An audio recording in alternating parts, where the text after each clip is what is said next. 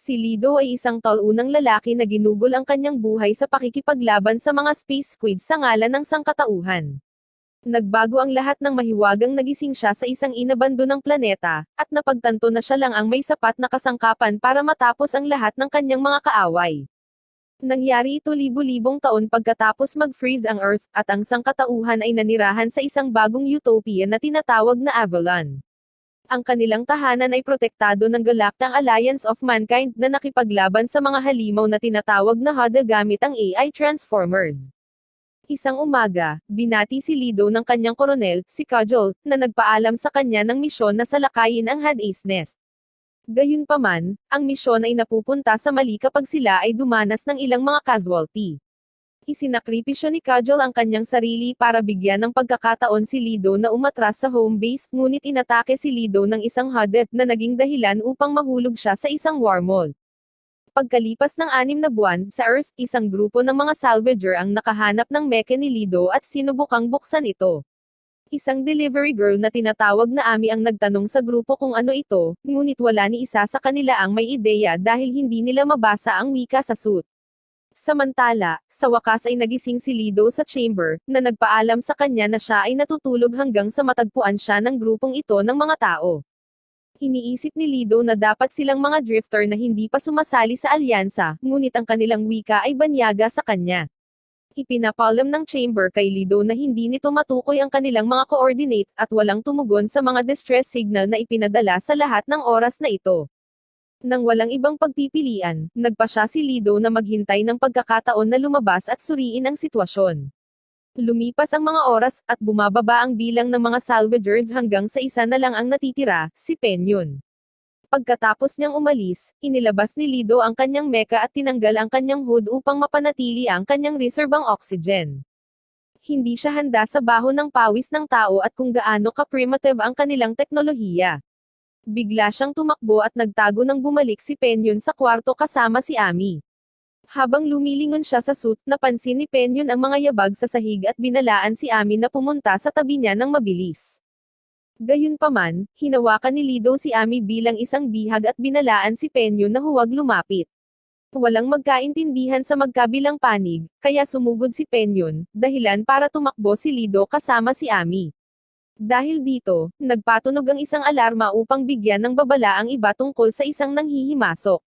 Samantala, inutusan ni Lido ang chamber na i-map out ang ship at pag-aralan ang kanilang wika. Nagpapakita na pinipigilan ng iba pang mga crew si Lido, ngunit patuloy siyang umiiwas sa kanila. Pagkatapos pag-aralan ang container, iminumungkahi ng chamber na ang mga tao ay hindi maaaring maging drifter dahil hindi sila nasa isang spaceship. Sa sandaling iyon, sa wakas ay nakalabas na si Lido at natigilan nang makitang nasa planeta siya na puno ng tubig.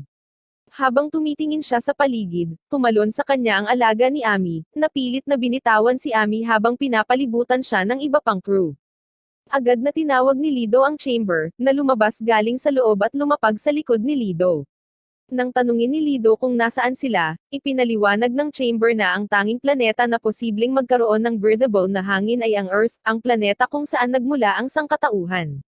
Ang natitirang bahagi ng ship ay natigilan nang makitang lumilipad ang chamber, kaya tinawag nila ang kanilang mechs para sa reinforcement.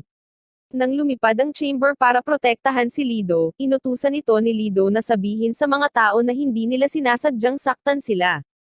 Dahil dito, isang babaeng nagngangalang Regit ang humakbang at nagpakilala bilang aide ng Gargantia Fleet.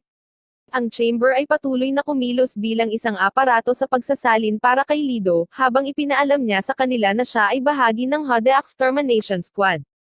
Hindi pa narinig ng mga tao ang tungkol sa HUD, ngunit iginiit ng chamber na sumali sila sa alyansa. Iginiit ni Regit na ibaba nila ang kanilang mga armas at hiniling na lumabas ang taong nasa suit. Gayunpaman, nagulat si Regit nang malaman na walang tao sa loob nito. Nang maglaon, pinuntahan ni Ami si Regit na nagtanong kung ano ang tingin niya kay Lido dahil siya ang pinakamalapit sa kanya. Sabi ni Ami na parang natarante si Lido at parang ayaw niya itong saktan. Tinanong ni Regit si Bilo kung may alam ba siya tungkol sa mecha, ngunit inamin ni Bilo na wala siyang alam. Pagkatapos ay nagulat si Regit sa commander na ang suit ay gawa sa advanced na teknolohiya at nagmumungkahi na alisin ito, ngunit sinabihan sila ng komandante na huwag gumawa ng anuman kung sakaling hindi nag-iisa si Lido.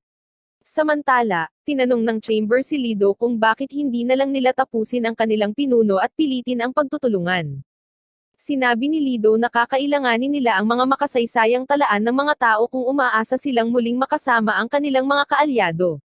Higit pa rito, dahil ang Earth ay talagang matitirahan pa rin, maaari nitong palitan ang Avalon bilang kanilang tahanan. Samantala, naghahanda si Ami na simulan ang kanyang mga paghahatid sa buong araw, nang tumakbo ang kanyang mga kaibigan sa kanya at nagtanong tungkol sa cute na lalaki na bumuhat sa kanya kanina. Gayunpaman, sinabi sa kanila ni Ami na abala siya at tumalon mula sa deck upang lumipad sa ibang bahagi ng barko. Nang maglaon, binisita niya ang kanyang nakababatang kapatid na si Bevel, na nagtanong din tungkol sa kakaibang lalaki na nakilala niya kanina. Inilarawan siya ni Ami bilang hindi espesyal at sinabing may isa pang lalaki sa loob ng kanyang mecha na marunong magsalita ng kanilang wika. Pagkatapos ay binigay niya kay Bevel ang isang regalo, na idinagdag niya sa kanyang larwang barko. Habang itinataas niya ang barko, iminumungkahi niya na maaaring nagmula si Lido sa mga bituin, at ipinaalala niya kay Ami ang mga alamat ng mga taong tumakas sa mga bituin nang ang Earth ay nag-freeze. Pagkatapos, lumapit si Ami kay Lido, at nang matukoy ng chamber na wala siyang panganib, lumakad din si Lido papunta sa kanya. Pagkatapos ay naglabas si Ami ng isang piraso ng isda at nag-alok ng ilan kay Lido upang kainin. Nagulat si Lido na kakain siya ng isda, ngunit nang imungkahi ng chamber na isa itong seremonya ng pagkakaibigan, tinanggap at kinain din ito ni Lido na ikinagulat ng lahat. Nagpakilala si Ami at nagtanong kung saan siya galing, kaya itinuro lang ni Lido pataas. Makalipas ang ilang oras, patuloy na nakikinig ang fleet habang sinasagot ni Lido ang mga tanong ni Ami tungkol sa kalawakan. Napansin ni Ami na lalong gumanda ang pagsasalita ng chamber, kaya iminungkahi niya na lumabas ang nasa loob. Dito, ipinakita ni Lido si Ami sa loob ng mecha at ipinaliwanag na ang chamber ay isang AI lamang na tumutulong sa kanya. Si Ami ay labis na nasasabik sa paghahayag, habang si Lido ay mukhang nalilito sa mga babae tulad mo rin. Matapos ipaliwanag ni Ami na pagkatapos magyelo at matuno ang Earth naging planeta ito ng tubig, kaya nabubuhay na sila ngayon sa pamamagitan ng pagkonekta sa kanilang mga barko sa mga fleet. Ang pangalan ng kanilang fleet ay Gargantia, ngunit mayroon ding iba doon, kabilang ang mga pirata. Bigla, napansin nila ang isang kumikinang na strip ng dagat na lumilipat patungo sa kanila, na tinatawag ni Ami na galaxy. Sa kasalukuyan, ang mga barko ay kumukuha ng kanilang kuryente mula sa agos at sumakay dito hanggang sa ito ay matapos. Biglang, napansin ni Lido ang isang shooting star at sinabihan ang chamber na kalkulahin muli ang kanilang mga coordinate dito, ngunit nauwi pa rin ito sa pagiging dead end. Kinabukasan, iniulat ni Ami ang balita sa kanyang mga nakatataas na hindi naniniwala sa sinabi ni Lido, ngunit iginiit ni Ami na hindi nila maaaring talikuran ang isang taong nangangailangan. Pagkatapos nito, pinangunahan ni Bilo ang isang pangkat upang siyasatin ang lokasyon kung saan nila natagpuan ang mecha ni Lido. Habang nagpasya si Lido na makipagtulungan sa fleet hanggang sa makontak niya ang kanyang mga kaalyado, biglang tumunog ang alarma at iniulat ng ilan sa mga lalaki na sinasalakay ng mga pirata ang barko ni Bilo. Sinabihan ni Bilo ang kanyang mga tauhan na manatili sa ilalim ng tubig, habang lumalapit ang mga pirata at naghahanda sa pag-atake. Sinusubukan ng kanyang mga tauhan ang kanilang makakaya na atakihin ang mga pirata, ngunit ang mga pirata ay nag-deploy ng kanilang mga saranggola, na nagbibigay sa kanila ng aerial advantage. Pinagmamasdan ni Regit ang kaguluhan mula sa malayo, ngunit kapag humiling siya ng mga reinforcement, sinabi sa kanya na maaaring hindi sila aabot sa oras. Bumalik sa deck ng barko, tumakbo si Ami kay Lido para humingi ng tulong sa mga pirata, kaya pumayag si Lido na tumulong, umaasang gagamitin ito bilang bargain ng chip mamaya. Pinaandar ni Lido ang mecha at naghahanda na lumipad, na nagpaisip kay Regit kung ano ang plano niyang gawin. Samantala, nakapasok na ang mga pirata sa barko ni Bilo at kinuha silang bihag, ngunit tumanggi si Bilo na makipagtulungan. Kasabay nito, kinikilala ng chamber ang lahat ng mga barko ng kaaway at ang mga lalaki na nakasakay sa barko ni Bilo. Inutusan siya ni Lido na alisin ang lahat ng ito, kaya ginamit ng chamber ang kanyang mga laser beam para pasabugan ang mga barko at agad na tapusin ang mga lalaki. Gayunpaman, habang ang mga tao ay nanunood, sila ay nagkaroon ng napakasamang pakiramdam. Nang bumalik ang chamber sa deck, tumakbo si Ami para tanungin kung ano ang nangyari doon, at tiniyak ni Lido sa kanya na ang lahat ng mga kaaway ay naalis na. Nang mapagtanto ni Ami kung ano ang ginawa niya, tinawag niya itong talunan at tumakbo palayo, na nagpaisip kay Lido kung ang mga babae ba ang tunay na dahilan ng pagkawala ng Earth ilang taon na ang nakakaraan. Nang maglaon, iniulat ni Bilo ang nangyari sa mga pirata. Sinabi ni Regit sa commander na hindi nila maaaring payagan si Lido na manatili sa kanila. Iminumungkahi ng isa sa mga lalaki na ibigay siya sa mga pirata, ngunit binalaan sila ni Penyo na sa halip ay makipagsanib puwersa siya sa kanila. Iminumungkahi ng commander na hintayin nila ang mga pirata na mag-react at mag-deploy ng mga countermeasure kung gagawin nila. Samantala, nakaupong mag-isa si Ami, nagsisisi na humingi ng tulong kay Lido nang lumapit si Bilo at humingi ng tulong sa kanya sa isang bagay. Ilang sandali pa, lumipad si Ami kasama si Bilo para makita si Lido. Nang makarating si Ami, humingi siya ng tawad sa pagsigaw niya sa kanya kanina, ngunit sinabi ni Lido sa kanya na hindi na kailangang humingi ng tawad. Nagbigay si Bilo ng isa pang piraso ng karne bilang alay ng kapayapaan, ngunit hindi masyadong natuwa si Lido dito. Nang umupo sila upang mag-usap, sinabi ni Bilo kay Lido na ang pagpaslang ay ang pinakamalaking bawal para sa kanila. Hindi maintindihan ni Lido ang kanilang loika dahil handa silang tapusin ang mga hayop para sa pagkain. Kaya, ipinaliwanag ni Bilo na kakain lang sila ng sapat upang mabuhay. Pagkatapos ay itinuro niya na ang mga pirata ay tao rin at mali ang tumapos ng buhay ng walang pag-iisip. Tinanong ni Lido kung bakit sila nag-aabala sa pag-armas sa kanilang sarili kung ganoon ang kaso, kaya ipinaliwanag ni Bilo na dahil ang mga pirata ay gumagamit ng mga armas upang bantaan ang ibang mga armada, kailangan nilang ipakita sa kanila na hindi sila susuko ng walang laban. Bale, ito ay isang anyo ng negosasyon. Kailangan nilang lahat na hilahin ang kanilang mga mapagkukunan or hindi sila mabubuhay, kaya ang fleet ay nangangailangan ng isang paraan upang ipakita sa kanila na hindi ito nagkakahalaga ng pag-atake sa kanila. Gayunpaman, ngayong damanak na ang dugo, gagawin ng mga pirata na tumapos ng higit pang buhay upang mabawi ang kanilang posisyon.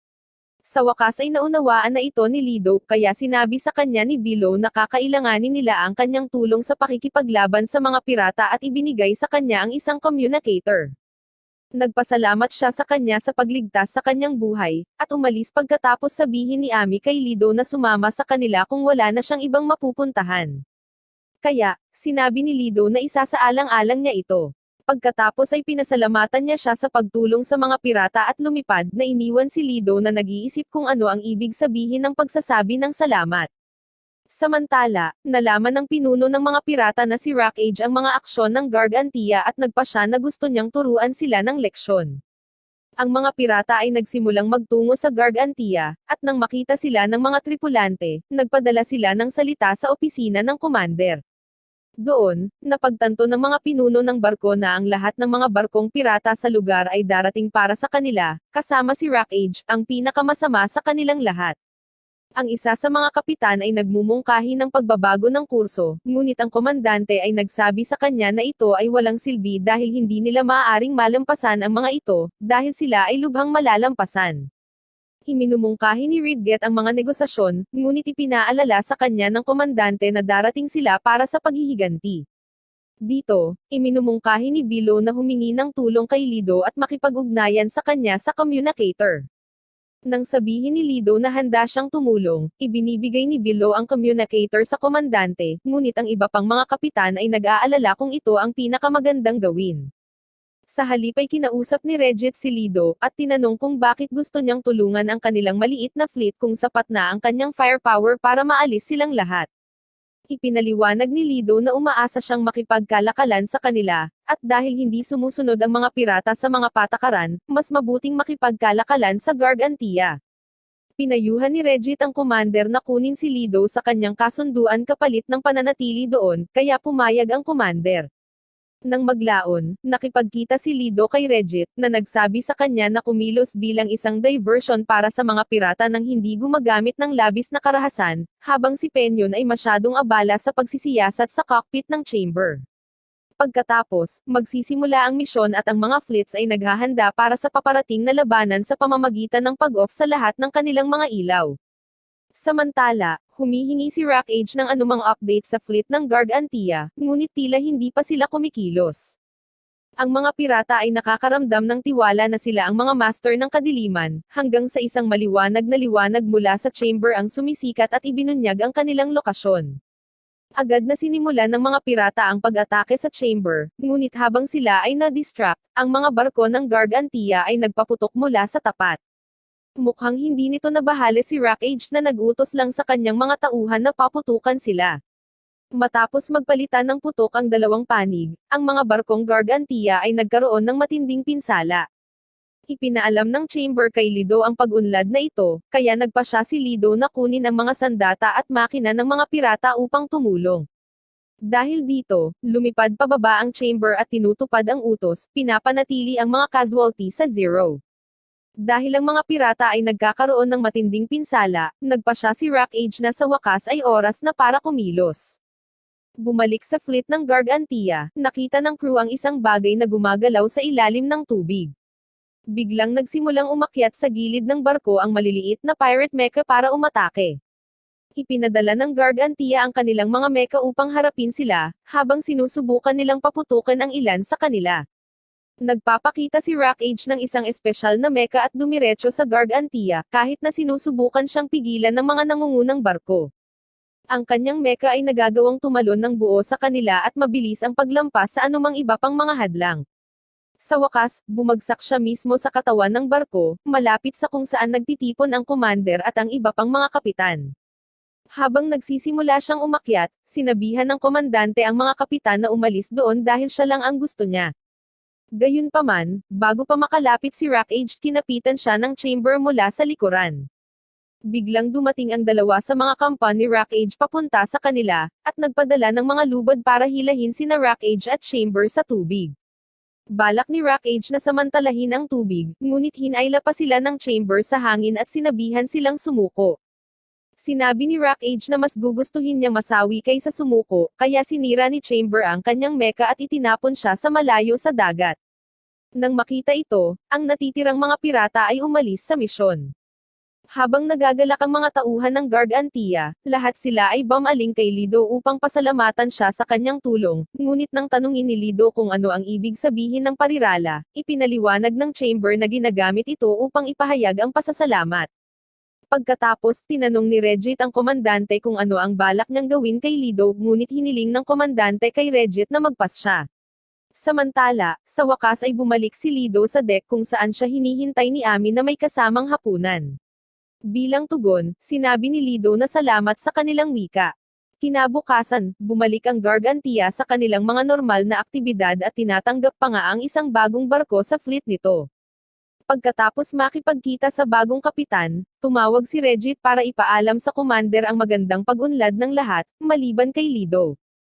Nang maglaon, sinubukan ni Lido na tumulong sa pagbubuhat sa mga cargo. Ang chamber ay nakakagulat na hindi maayos sa pagtatrabaho bilang isang tagabuhat ng cargo. Masama ang pakiramdam ni Lido sa paglala ng mga bagay kapag nakita niya ang kanyang invoice. Kanina, binigyan ni Regit ng pwesto si Lido sa storage unit dahil hindi pa nila naisip ang kanyang mga karapatan sa paninirahan. Gayunpaman, naisip ni Lido ang pagiging technically homeless hanggat ang chamber ay nanatiling malapit sa kanya. Panghuli, iniabot sa kanya ni Ridget ang isang invoice na humihiling na magtrabaho siya upang bayaran ang pinsalang idinulot niya sa hangar.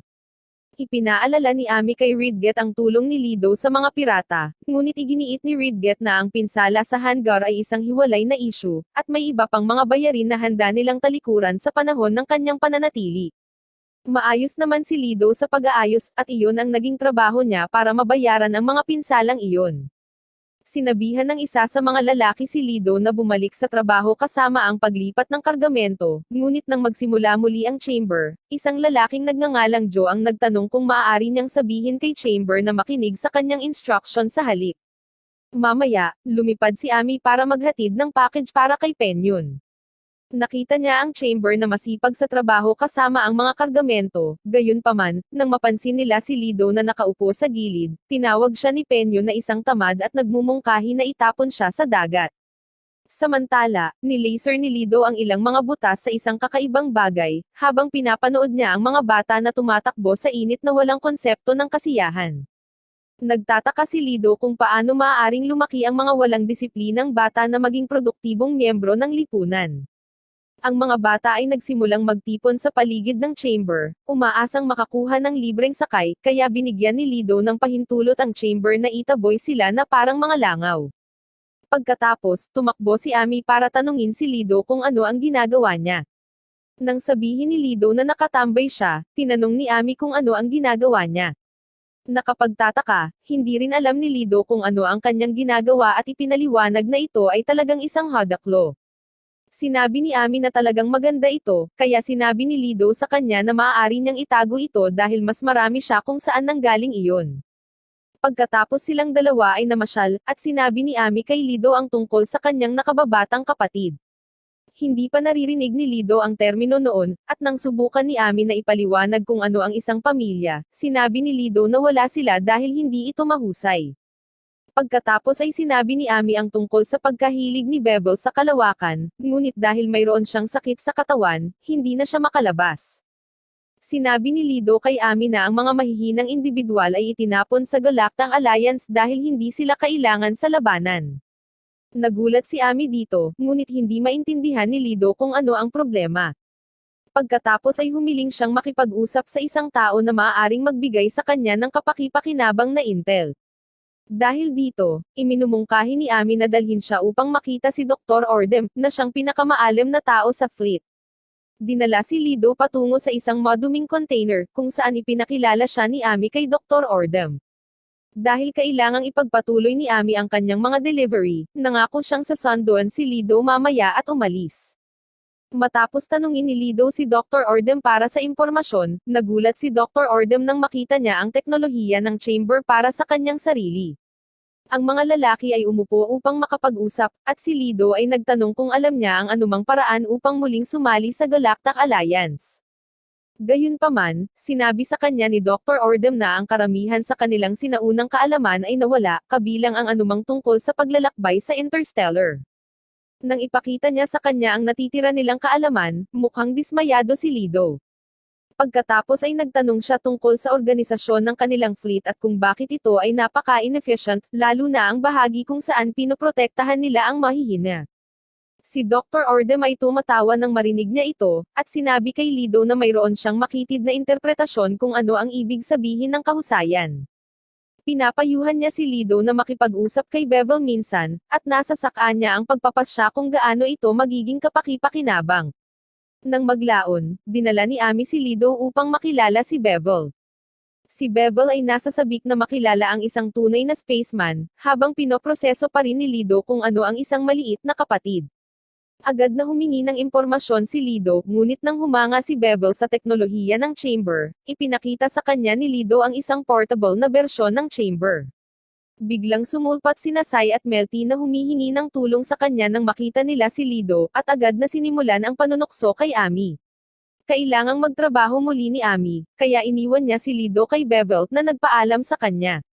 Matapos tanungin ni Bevel si Lido kung siya ay talagang mula sa kalawakan at nagtataka kung ano ang hitsura nito, ipinaliwanag ni Lido na ang Galactic Alliance ay naglalayong ipagtanggol laban sa mga Huddle sa isang digmaan na nagaganap mula noong itinatag ang Alliance hanggang sa kasalukuyan. Tinanong ni Bevel kung napapagod ba sila, ngunit sinabi ni Lido na sino mang mapapagod ay masasawi. Nabalisa, binago ni Bevel ang paksa sa kanyang bagong buhay sa Gargantia, ngunit nagdalamhati si Lido na hindi niya maintindihan ang kanilang hindi mahusay at hindi kumikitang mga aksyon. Ipinaalam sa kanya ni Bevel na ang fleet ay hindi isang organisasyon, sila ay mga tao lamang na nagtitipon upang tumulong sa isa't isa. Nang tanungin ni Lido kung bakit, sinabi ni Bevel na hindi ito mahalaga. Iginiit ni Lido na ang layunin ng mga tao ay sakupin ang Huddle, na nangangahulugan na ang mga taong tulad ni Bevel ay mapupuksa kaagad. Dito, tinanong ni Bevel kung ano ang mangyayari kapag natalo na nila ang lahat ng Huddle. Sinabi lang ni Lido na naka-standby siya hanggang sa hintayin niya ang kanyang mga susunod na order. Ipinaliwanag ni Bevel na naka-standby din sila, na halos kapareho ng pamumuhay. Nang maglaon, nagpakita si Below upang kulitin si Lido tungkol sa pagpayag kay Joe na gamitin ang kanyang mecha.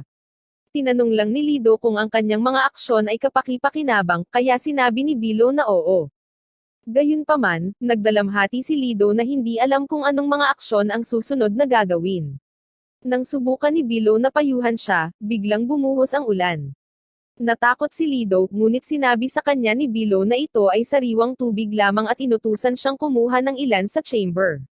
Sinabi ni Lido sa chamber kung ano ang gagawin habang pinagmamasdan niya ang lahat, matanda at bata, na nagtutulungan sa pag-iipon ng tubig ulan. Pagkatapos, bumalik si Lido sa pagmumuni-muni habang iniisip niya kung ano ang takbo ng alyansa sa digmaan. Samantala, nakita ni Nasai at Melty si Lido mula sa malayo at masama ang loob nito dahil mag-isa lang siya sa kakaibang lugar. Sa tingin nila ay nag-aalala rin si Ami, kaya pinaalis nila ito upang makipag-usap sa kanya. Nang maabot niya ito, napansin niya ang basa nitong damit at niyaya niya itong bumalik sa kanyang lugar upang matuyuan. Doon, si Bevel ay patuloy na nagtatanong kay Lido tungkol sa kalawakan, kaya ipinahayag ni Lido na ang mga taong tulad niya ay hindi umiiral sa kalawakan. Gayunpaman, ipinaalam ni Bevel kay Lido na kailangan ang kanyang buhay dahil kailangan siya ni Ami, at kailangan din niya ito. Hindi ito maintindihan ni Lido, kaya kinuha ni Bevel ang Hodou's Claw at tinanong kung ano ang ibig sabihin nito kay Lido. Iminumungkahi ni Bevel na ito ay isang plote at ipinapakita sa kanya kung paano ito patugtugan. Ang tunog ay nagbabalik ng alaala ng isang batang lalaki, na kamukha ni Lido na ipinadala gamit ang isang Hodou's Claw. Biglang umiyak si Lido pero kahit siya ay hindi alam kung bakit. Pagkatapos ay hiniling niya kay Bevel ang Hodou's Claw pabalik habang si Ami ay bumalik na may dalang tsaa. Nang gabing iyon, tinanong ni Lido ang chamber kung may anumang update sa kanilang lokasyon, ngunit sinabi ng chamber na tinatrabaho pa rin niya ito. Dito, nagpasya si Lido na matuto patungkol sa planeta. Kinabukasan, bumalik si Lido sa dati niyang pagmumuni-muni, nang maalala niya ang tanong ni Bevel kung ano ang gagawin kapag natalo ang lahat ng mga Hodows. Pagkatapos ay hiniling niya sa chamber na maghanap ng trabaho na maaari niyang gawin sa fleet, ngunit tila walang resulta. Kapag nadismaya si Lido, ipinaalala sa kanya ng chamber na ang tanging kakayahan niya ay ang pagsasabi sa isang AI kung ano ang gagawin, kaya medyo wala siyang silbi. Kaya lang, tumakbo si Ami sa kanila at tinanong ang chamber kung ano ang ginagawa niya. May binanggit na call ang chamber habang binubutod pa rin ni Lido ang mga Hodou's Claw. Hiniling ni Ami na subukan ito, ngunit kapag walang tunog na lumabas, itinatanong niya kung hindi pa ito tapos. Iginiit ni Lido na wala itong silbi sa alinmang paraan, ngunit sinabihan siya ni Ami na huwag masyadong malupit. Pagkatapos ay binigay niya sa kanya ang isang sobra kasama ang kanyang sahod para sa pagkarga ng kargamento. Nang kakaiba itong tiningnan ni Lido, tinanong ni Ami kung mayroon silang pera sa kalawakan, ngunit sinabi sa kanya ng chamber na hindi pinapayagan ng alliance ang mga sundalo na magkaroon ng pribadong mga gamit. Sinabi ni Lido kay Ami na gusto niyang magtrabaho ng mag-isa, kaya sinabi niya sa kanya na kailangan niyang suportahan ang isang tao kapalit ng pera. Sa kasamaang palad, walang ideya si Ami kung anong uri ng trabaho ang maaaring gawin ni Lido. Nang maglaon, sinundan ni Lido si Ami para sa kanyang mga delivery habang nagtatanong siya sa paligid para sa anumang trabahong available. Nakalulungkot, ang huling trabahong magagamit ay nakuha na. Sumunod silang tumungo sa mangingisda, ngunit halos mas marami ang mga lalaki doon kaysa isda. Sumunod, pumunta sila kay Billows, ngunit ipinaliwanag niya na sila ay masyadong abala upang kumuha ng isang baguhan, kaya iyon ay isa pang walang tsansa. Sinabi ni Ami na kailangan niyang ipagpatuloy ang kanyang mga delivery, kaya iminungkahi ni Lido na maghanap siya ng mga trabaho ng mag-isa.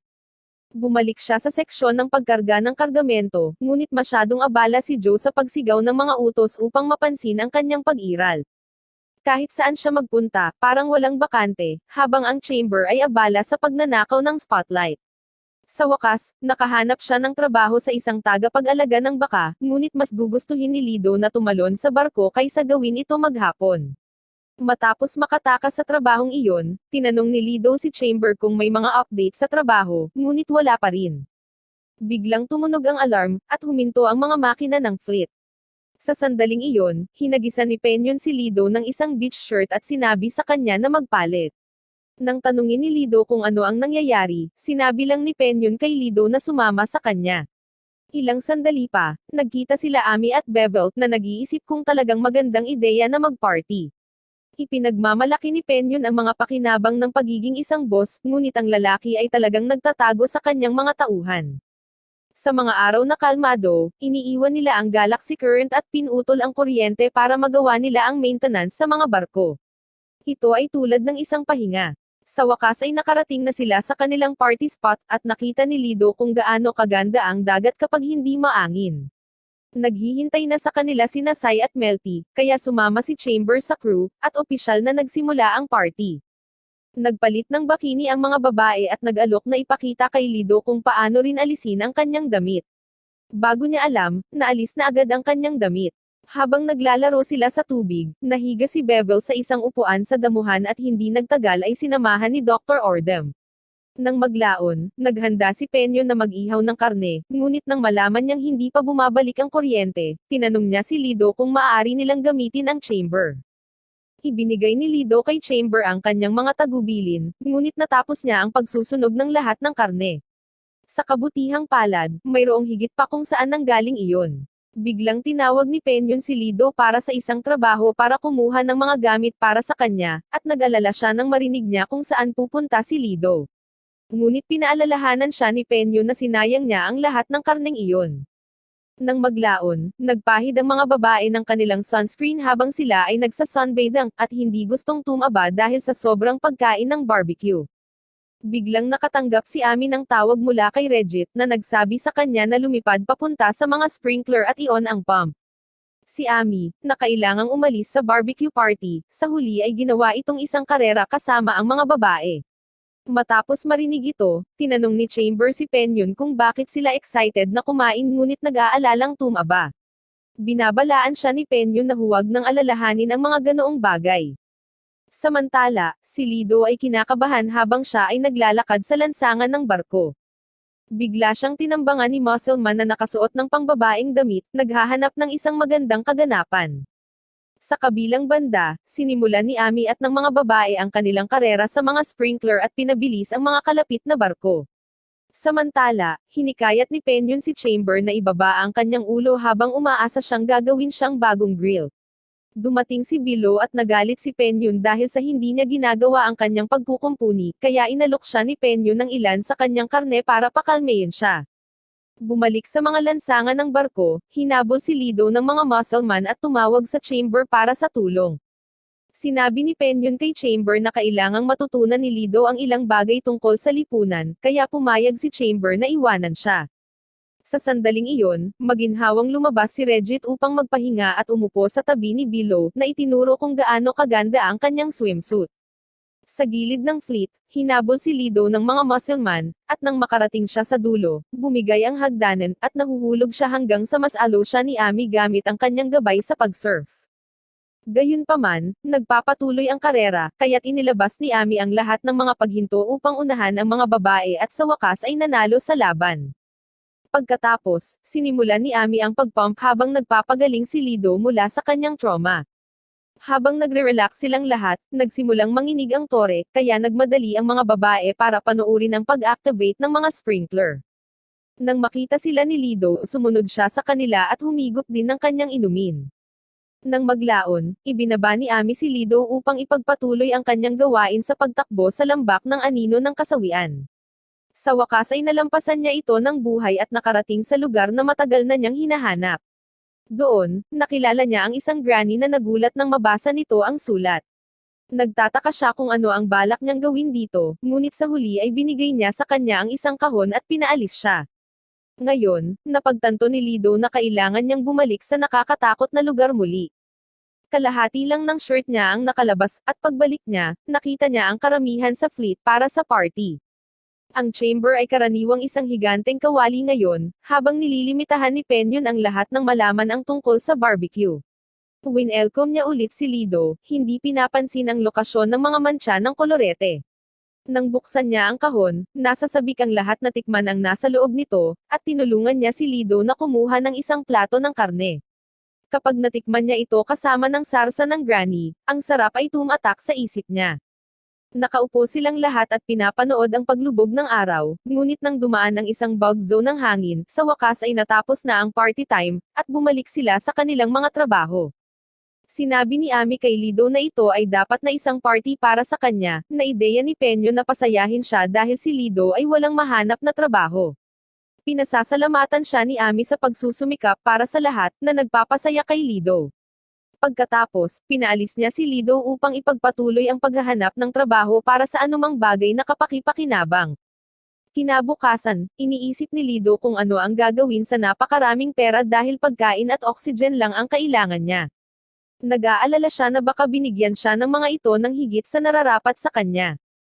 Nang magpakita si Ami para tingnan siya, sinabi sa kanya ni Lido na hindi niya alam kung paano gamitin ang kanyang sweldo, kaya ipinaalam sa kanya ni Ami ang isang paparating na karnabal kung saan makakabili siya ng maraming masasayang bagay.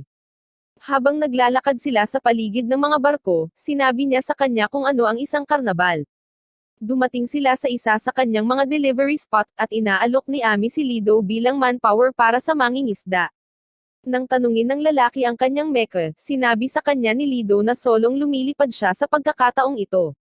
Nang maglaon, ipinakita sa kanila ng lalaki ang isang galaxy strip na karaniwang isang malaking fishing pond kung saan nakulong ang mga isda. Makalipas ang ilang sandali, pinangangasiwaan ni Lido ang isa sa kanilang mga mech at naging madali ang kanilang mga kontrol. Kapag humingi siya ng sistema ng suporta sa impormasyon, sinabihan siya ng lalaki na gamitin ang kanyang sariling mga mata at inutusan pasulong.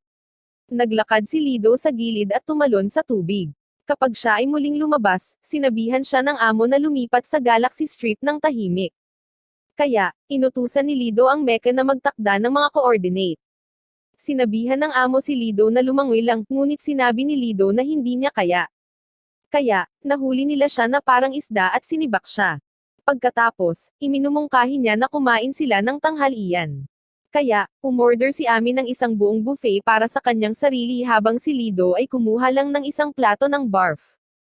Sinabihan siya ni Ami na huwag sumama ang loob sa trabaho at iminumungkahi niyang tumambay siya sa karnabal para sa araw na iyon, ngunit kailangan muna nilang kumain. Sinabi ni Lido na masarap ang kanyang pagkain, kaya sinabihan siya ni Ami na aipakin ito sa kanya. Minsan, sinusubukan ni Lido na mag-practice ng nakangiti kapag muling nagpakita sina Sai at Melty. Sinabi ni Ami kay Lido na kailangan niyang pumunta ngunit nangakong makikipagkita sa kanya sa carnival mamaya. Pagkatapos magmungkahi ng chamber na mag-isa sa fishing mission, sinabihan siya ni Lido na gawin ang gusto niya. Tumungo si Chamber sa mga bangkang pangisda at ipinaalam sa amo na mag-isa siyang pupunta sa misyon. Sinabihan siya ng amo na kumuha ng ilang lambat sa pangingisda, ngunit umiwas lang si Chamber ng mag-isa. Samantala, nakipagkita si Penyon kay Lido at sinubukang pasiglahin siya mula sa pagkabigo sa kanyang trabaho. Pag-upo nila, tinanong ni Penyon si Lido kung na-homesick ba siya, kaya sabi ni Lido wala na siyang paraan para bumalik pa. Nagdadalamati si Lido na kakaiba siya sa mga tao, kaya sinabi ni Penyon sa kanya na hindi nila siya naiintindihan. Pagkatapos, nagsagawa ng dance show si Ami at ang kanyang mga kaibigan para sa karamihan, habang tinanong ni Penyon si Lido kung may gusto ba siyang gawin sa barko. Kapag walang ideya si Lido, gaya ng dati, iminumungkahi ni Penyon na sumama sa kanyang gagawin, na maaaring humantong sa maraming pera. Sinabi ni Lido na mayroon na siyang pera, kaya ipinaliwanag ni Penyo na maaari siyang bumili ng mas magagandang bagay gamit ang pera, kahit na isang malaking barko. Sa sandaling iyon, huminto si Bilo at sinabihan si Lido na makipagtambol sa kanya sa halip, ang tunay na pro. Nag-aalok siya na ituro sa kanya ang lahat ng kailangan niyang malaman, at hindi lamang tungkol sa pagsalvagyang ng gamit. Iginiit ni Penyo na kung mananatili si Lido sa kanya, kakain sila ng maayos gabi-gabi, habang si Bilo ay nag-aalok ng teknikal na kasanayan sa sining. Nag-aalok si Penyo ng libreng booze at rice cake, ngunit hindi pagkain ang ibig niyang sabihin. Nagsimulang magtalo sina Bilo at Penyon tungkol dito, habang si Lido ay nakatuon sa mga magagandang assets na sumasayaw sa harap ng kanyang mga mata. Sa wakas, dumating na ang pagkain, ngunit nang buksan ito ng waitress, naisip ni Lido na hodl iyon at inilabas ang kanyang baril. Habang patuloy na kinakabahan si Lido, ipinakita sa kanya ni Bilo na isa lamang itong hindi nakakapinsalang octopus at iniisip kung ano ang kanyang gagawin kung makatagpo siya ng whale squid. Biglang nakipag-ugnayan si Chamber kay Lido para humingi ng tulong. hindi rin pala magaling si Chamber sa pangingisda. Ginamit ng tipak ng metal ang kanyang gravity wafer upang sipsipin ang isda, at maging sanhi ng isang buong vortex ng tubig sa ibabaw. Ang resulta ay nakakuha na isda, na hindi masyadong ikinatuwa ng amo. Pagdating ni Lido, humingi ng tulong si Chamber kaya natuwa si Lido na tumalon at kontrolin ito. Sinabihan ng amo si Lido na gumamit na lang ng lambat sa pagkakataong ito, kaya hiningi ni Lido ang pinakamalaking net na posible at ang tulong ng iba pang mekes. Sa pagkakataong ito, nakakahuli si Lido ng 1 toneladang isda, at lahat sila ay nagtutulungan upang kunin ang kanilang nahuli. Sa wakas ay nasiyahan ang amo, kaya pinagalitan siya ni Below dahil hindi niya talaga tinuruan si Lido. Nang gabing iyon, tumambay sina Ami at Lido pagkatapos ng karnabal, kaya ipinakita sa kanya ni Lido na sa wakas ay tapos na siya sa plote. Biglang kumidlat, at si Lido ay nagmamadaling protektahan si Ami habang hinahanap ni Chamber ang kalaban. Tiniyak ni Ami kay Lido na maayos ang lahat at sinabihan siyang tumingin sa dagat. Biglang nagpakita ang isang magandang pader ng liwanag, at si Lido ay nabighani dito kaya nakalimutan niyang bitawan si Ami. Ipinaliwanag ni Ami na nabubuo ang mga ilaw kapag may lumabas na galaxy loop, at ibinalik nito si Lido sa realidad. Pagkatapos ay sinabihan ni Ami si Lido na magsanay pa ng plota. Kaya, tinanong ni Lido kung iyon ang ginawa niya sa pagsasayaw. Pagkatapos ay hiniling niya na makita ang kanyang sayaw, kaya pumayag si Ami na ipakita sa kanya bilang tanda ng kanyang pagpapahalaga. Nakalimutan ng bibig ni Lido kung paano ito isara, habang pinagmamasdan ang katawan ni Ami sa mga posisyon na hindi pa niya nakikita. Nagtatapos ito sa pagiging isang mas mahusay na alok kaysa sa anumang maya alok ni Penyon. Pagkatapos nilang bisitahin si Bevel, nagabot si Lido ng regalo para sa kanya. Doon, sinabi sa kanila ni Lido na inanyayahan siya na subukan ang mga trabaho sa pagliligtas, kaya sinabi sa kanya ni Bevel na maaaring malaman niya kung ano ang nasa planeta noong sinaunang panahon. Kinabukasan, sinubukan ni Lido ang pagsadyap kasama si Below, na nagulat na pinili siya sa halip na si Penyon. Sinabi ni Lido na marami siyang dapat matutunan mula sa kanya, ngunit tinitiyak niya sa kanya na maaaring dagdagan ni Chamber ang kanyang mga pamamaraan sa pagtuturo. Biglang naalarma si Lido at itinulak si Below sa gilid para protektahan siya. Kinukumpirma ng Chamber ang presensya ng isang hado, at nang marinig ito ni Lido, inutusan niya si Chamber na alisin ito. Habang lumilipad si Chamber para harapin ito, sumigaw si Below na huminto, na ipinaalam sa kanya na isa lang itong whale squid. Si Chamber ay hindi nakikinig at nagpaputok, ngunit nakakaligtaan nito ang whale squid, habang tinutulak ng shockwave si Below. Binabalaan ni Below si Lido na ang pag-provoke nito ay magiging mas marahas, ngunit kapag siya ay inatake, kailangan niyang tanggalin ang kanyang mga bahagi. Sinubukan ni Lido na paputukan ang pusit, ngunit binalaan siya ni Chamber na baka aksidente niyang matamaan si Below. Dahil dito, binago ni Lido ang mga taktika sa simpleng pagpiga sa buhay ng whale squid. Nang maglaon, galit na tumingin si Below sa kanyang nasirang mecha, habang tinanong siya ni Joe kung talagang sinira ni Lido ang isang whale squid. Samantala, nagpupulong ang mga kapitan nang marinig nila ang tungkol dito, at bumalik ang sakit ng ulo ni Regit. Ikinalungkot ng mga kapitan ang mga alingaungaw na magdadala ito ng isang sumpa, ngunit iginiit ni Regit na ito ay pamahiin lamang. Kasabay nito, ang isang malaking pulutong ay nagtitipon upang tumitig sa chamber, at nang makita ni Penyon ang loob ng whale squid, nakakuha siya ng ideya. Samantala, kumuha si Lido ng sample ng whale squid at ibinigay ito kay Chamber para pag-aralan. Nakita ni Lido ang isang hadoklo at hinayla ito palabas. Pagkatapos, hiniling niya kay Chamber na suriin kung ang mga hados doon ay may kakaibang katangian. Biglang naalala ni Lido ang mga hados na nakalaban niya sa kalawakan at iniisip kung maibabalik niya ito sa kanya. Nangako si Lido na mangangalap ng impormasyon mula sa fleet kapag napansin niyang papalapit sa kanya si Ami. Samantala, ang komandante ay pina-check out ni Dr. Ordem, na nagsasabi sa kanya na magpahinga ng ilang araw paminsan-minsan. Iminungkahi niya na lumipat sa isang pastoral ship, ngunit sinabi ng commander na gusto niyang patuloy na protektahan ang mga ngiti at tawa ng mga taong nakatira doon. Ibinahagi ni Dr. Ordem ang isyu ng whale squid, ngunit sinabi ng commander na itinuturing niyang isang pribilehiyo na harapin ang anumang ihagis sa kanya ng buhay, dahil plano niyang ipasa ang sulo sa kanyang kahalili sa lalong madaling panahon. Samantala, sinusubukan ni Penyo na kumbensihin ang isang grupo ng mga mekaniko na ang teritoryo ng whale squid ay puno ng mga kayamanan. Ang mga lalaki ay nagdududa sa kanyang mga pag-aangkin dahil walang sino man ang nakapunta doon, ngunit tiniyak ni Penyon sa kanila na may nagsabi sa kanya tungkol dito bago siya nasawi. Nang tanungin ng lalaki kung kasama na niya si Lido sa kanyang plano, sinabi ni Penyo na kinukumbinsi niya ito, kaya sinabihan siya ng mga lalaki na bumalik kapag hindi siya nananaginip.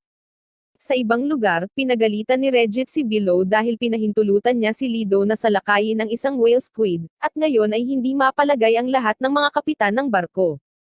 Inaako ni Below ang pananagutan sa hindi pagsasabi sa kanya ng maaga, ngunit iginiit ni Lido na balak niyang gawin ang parehong bagay kung may makikita pa siyang iba.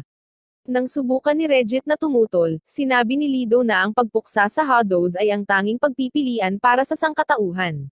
Nang patuloy na igiit ni Lido, ipinaalala ni Regit sa kanya na siya ay nasa Gargantia Fleet ngayon. Sa sandaling iyon, pumasok ang iba pang mga kapitan at sinabi kay Regit na gusto ng commander ng update. Ipinaumanhin sina Lido at Below, ngunit bago umalis si Below, nakita niya si Penyo na sinusubukang makipagkita kay Flange. Nang maglaon, tinanong ni Lido si Bevel ng impormasyon tungkol sa mga whale squid, ngunit binalaan siya ni na Bevel at Ami na pabayaan silang mag-isa dahil hindi sila umaatake at dapat wag i-provoke. Tumanggi si Lido na tanggapin iyon at pilit na gustong tapusin ang mga ito. Kaya, sinabihan siya ni Ami na huwag silang isama sa kanilang labanan. Ipinaalam sa kanila ni Lido na binabaliwala sila ng mga Hados dahil ang kanilang sibilisasyon ay primitive ngunit ang paghaharap ay sandali lamang. Binalaan niya sila na kung hindi sila magplano ng maaga, huli na ang lahat kapag umatake ang Hados, at sa pagkakataong ito, walang masabi sina Ami at Bevel. Plano ni Lido na alisin ang mga ito bago ito dumating sa puntong iyon, na nagpalungkot kay Ami at Bevel. Sinusubukan nilang kumbensihin siya, ngunit siya ay umalis. Nang maglaon, sinabi ni Below kay Penyo na isuko ang kanyang plano ng pagnanakaw sa teritoryo ng whale squid. Tinanong ni Penyon kung ano ang mali dito, ngunit iginiit ni Below na maaari niyang ilagay sa panganib ang fleet. Hiniling sa kanya ni Penyon na sumali sa halip, ngunit tumanggi si Below na sumali sa kanyang parang bata na ekspedisyon. Nagalit si Penyon habang tinatawag ni Below ang kanyang mga problema sa ego, kaya marahas niya itong sinunggaban, na nagpapatunay lamang sa kanyang punto. Nang bumitaw siya, sinabi niyang gusto lang niyang ipaghiganti ang kanyang kapatid, ngunit sinabi sa kanya ni Below na ito ay isang panaginip lamang.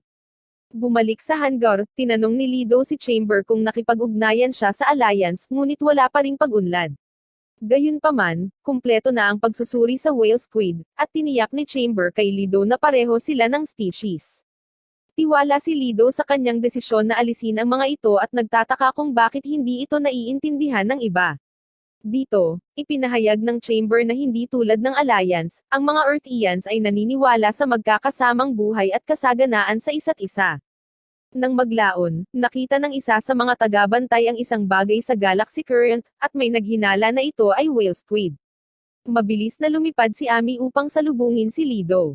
Kasabay nito, nakatanggap si Lido ng alerto sa ilang Hados na paparating. Dahil dito, tinawag ni Lido si Chamber at naghanda na umalis. Gayunpaman, bago niya magawa, hinaranggan ni Ami ang kanyang daanan at nagmakaawa sa kanya na huminto. Kasabay nito, nakatanggap si Regit ng balita na 1 toneladang whale squid ang paparating sa kanila, na medyo hindi pa naririnig.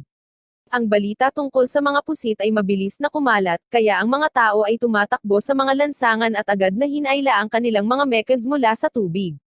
Ang ilan ay nagsimulang manalangin sa mga Diyos na patawarin sila, habang ang mga whale squid ay mabilis na lumalapit. Nakipagpulong ang komandante sa iba pang pangkat ng pagtatanggol at sinabihan silang ayos ang mga sirena. Pagkatapos ay direktang nagsasalita siya sa mga tao, at tinitiyak sa kanila na walang pinsalang darating sa kanila kung gagawin nila ang kanyang iminumungkahi. Sinabi niya sa kanila na putulin ang kuryente sa mga makina at i-off ang bawat ilaw or tunog. Ang lahat ng mga barko ay sumunod kaagad, at sinabi ng komandante sa lahat na manatili kung nasaan sila. Ang mga makina ay huminto sa paggalaw, at ang mga maiingay na chismose ay sinabihan na tumahimik. Sa kabilang banda, sinabi ni Lido kay Ami na umiwas ngunit tumanggi siya. Pumapasok si Lido, ngunit hinawakan siya ni Ami. Gayunpaman, nag-aalok si Lido na umalis sa kanilang fleet kung nagdudulot siya ng problema sa kanila, ngunit sinabi ni Ami na ayaw niyang gumawa siya ng anumang mapanganib. Dumating si Regit at sinabihan si Lido na huwag umalis, ngunit nang tumanggi si Lido, sinabi niya sa kanya na magagawa niya ang gusto niya kung ang mga whale squid ay umatake sa fleet. Pagkatapos ay itinaas niya ang kanyang baril upang maiwasan ang anumang iba pang pagpipilian. Sa sandaling iyon, sa wakas ay naabot sila ng mga whale squid at nagsimulang dumaan sa ilalim ng barko ng mapayapa. Sinisigurado ng mga mamamayan na pigilan ang anumang uri ng ingay sa paglabas, habang kinakabahang naghihintay ang komandante sa magiging resulta.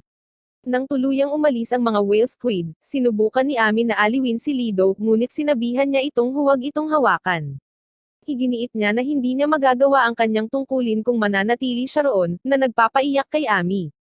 Kinabukasan, sinabi ni Penyon sa commander ang kanyang plano na kunin si Lido at ang isang tripulante para magsalbo sa teritoryo ng whale squid. Ibinigay niya sa kanila ang isang listahan ng mga voluntaryo na gustong mamuno sa Gargantia. Ipinaalam din ni Flange sa kanila ang kanyang nais na umalis. Tinanong ni Regit at ng iba pa kung bakit niya ito gagawin, na ipinaliwanag na ang kanilang mga depensa ay hahayaan na lamang. Iginiit ni Flange na kailangan nilang kunin ang mga lihim ng lumang panahon at umasa na mauunawaan nila. Gayunpaman, tumanggi ang komandante na gumawa ng gayong kalokohang plano nang bigla siyang makaranas ng atake sa puso. Nang maglaon, nagtipon ang mga kapitan sa tabi ng commander habang pinangangasiwaan ni Dr. Ordem ang kanyang paggamot. Gayunpaman, lumingon ang komandante kay Regit at ibinigay sa kanya ang isang gintong susi, na pinili siya bilang kanyang kahalili. Iginiit ni Regit na kailangan siya ng Gargantia, ngunit sinabi niya sa kanya na mayroon siyang pananampalataya sa kanya habang ipinipikit niya ang kanyang mga mata sa huling pagkakataon. Idineklara siyang sawi ni Dr. Ordem, at lahat ng mga kapitan ay yumuko bilang paggalang. Samantala, sinabi ni Chamber kay Lido na sa wakas ay nakumpirma na niya ang mga coordinate ng alliance. Sa kasamaang palad, ang Chamber ay hindi nasangkapan upang maglakbay ng mas mabilis kaysa sa liwanag at hindi na makakasamang muli sa kanila.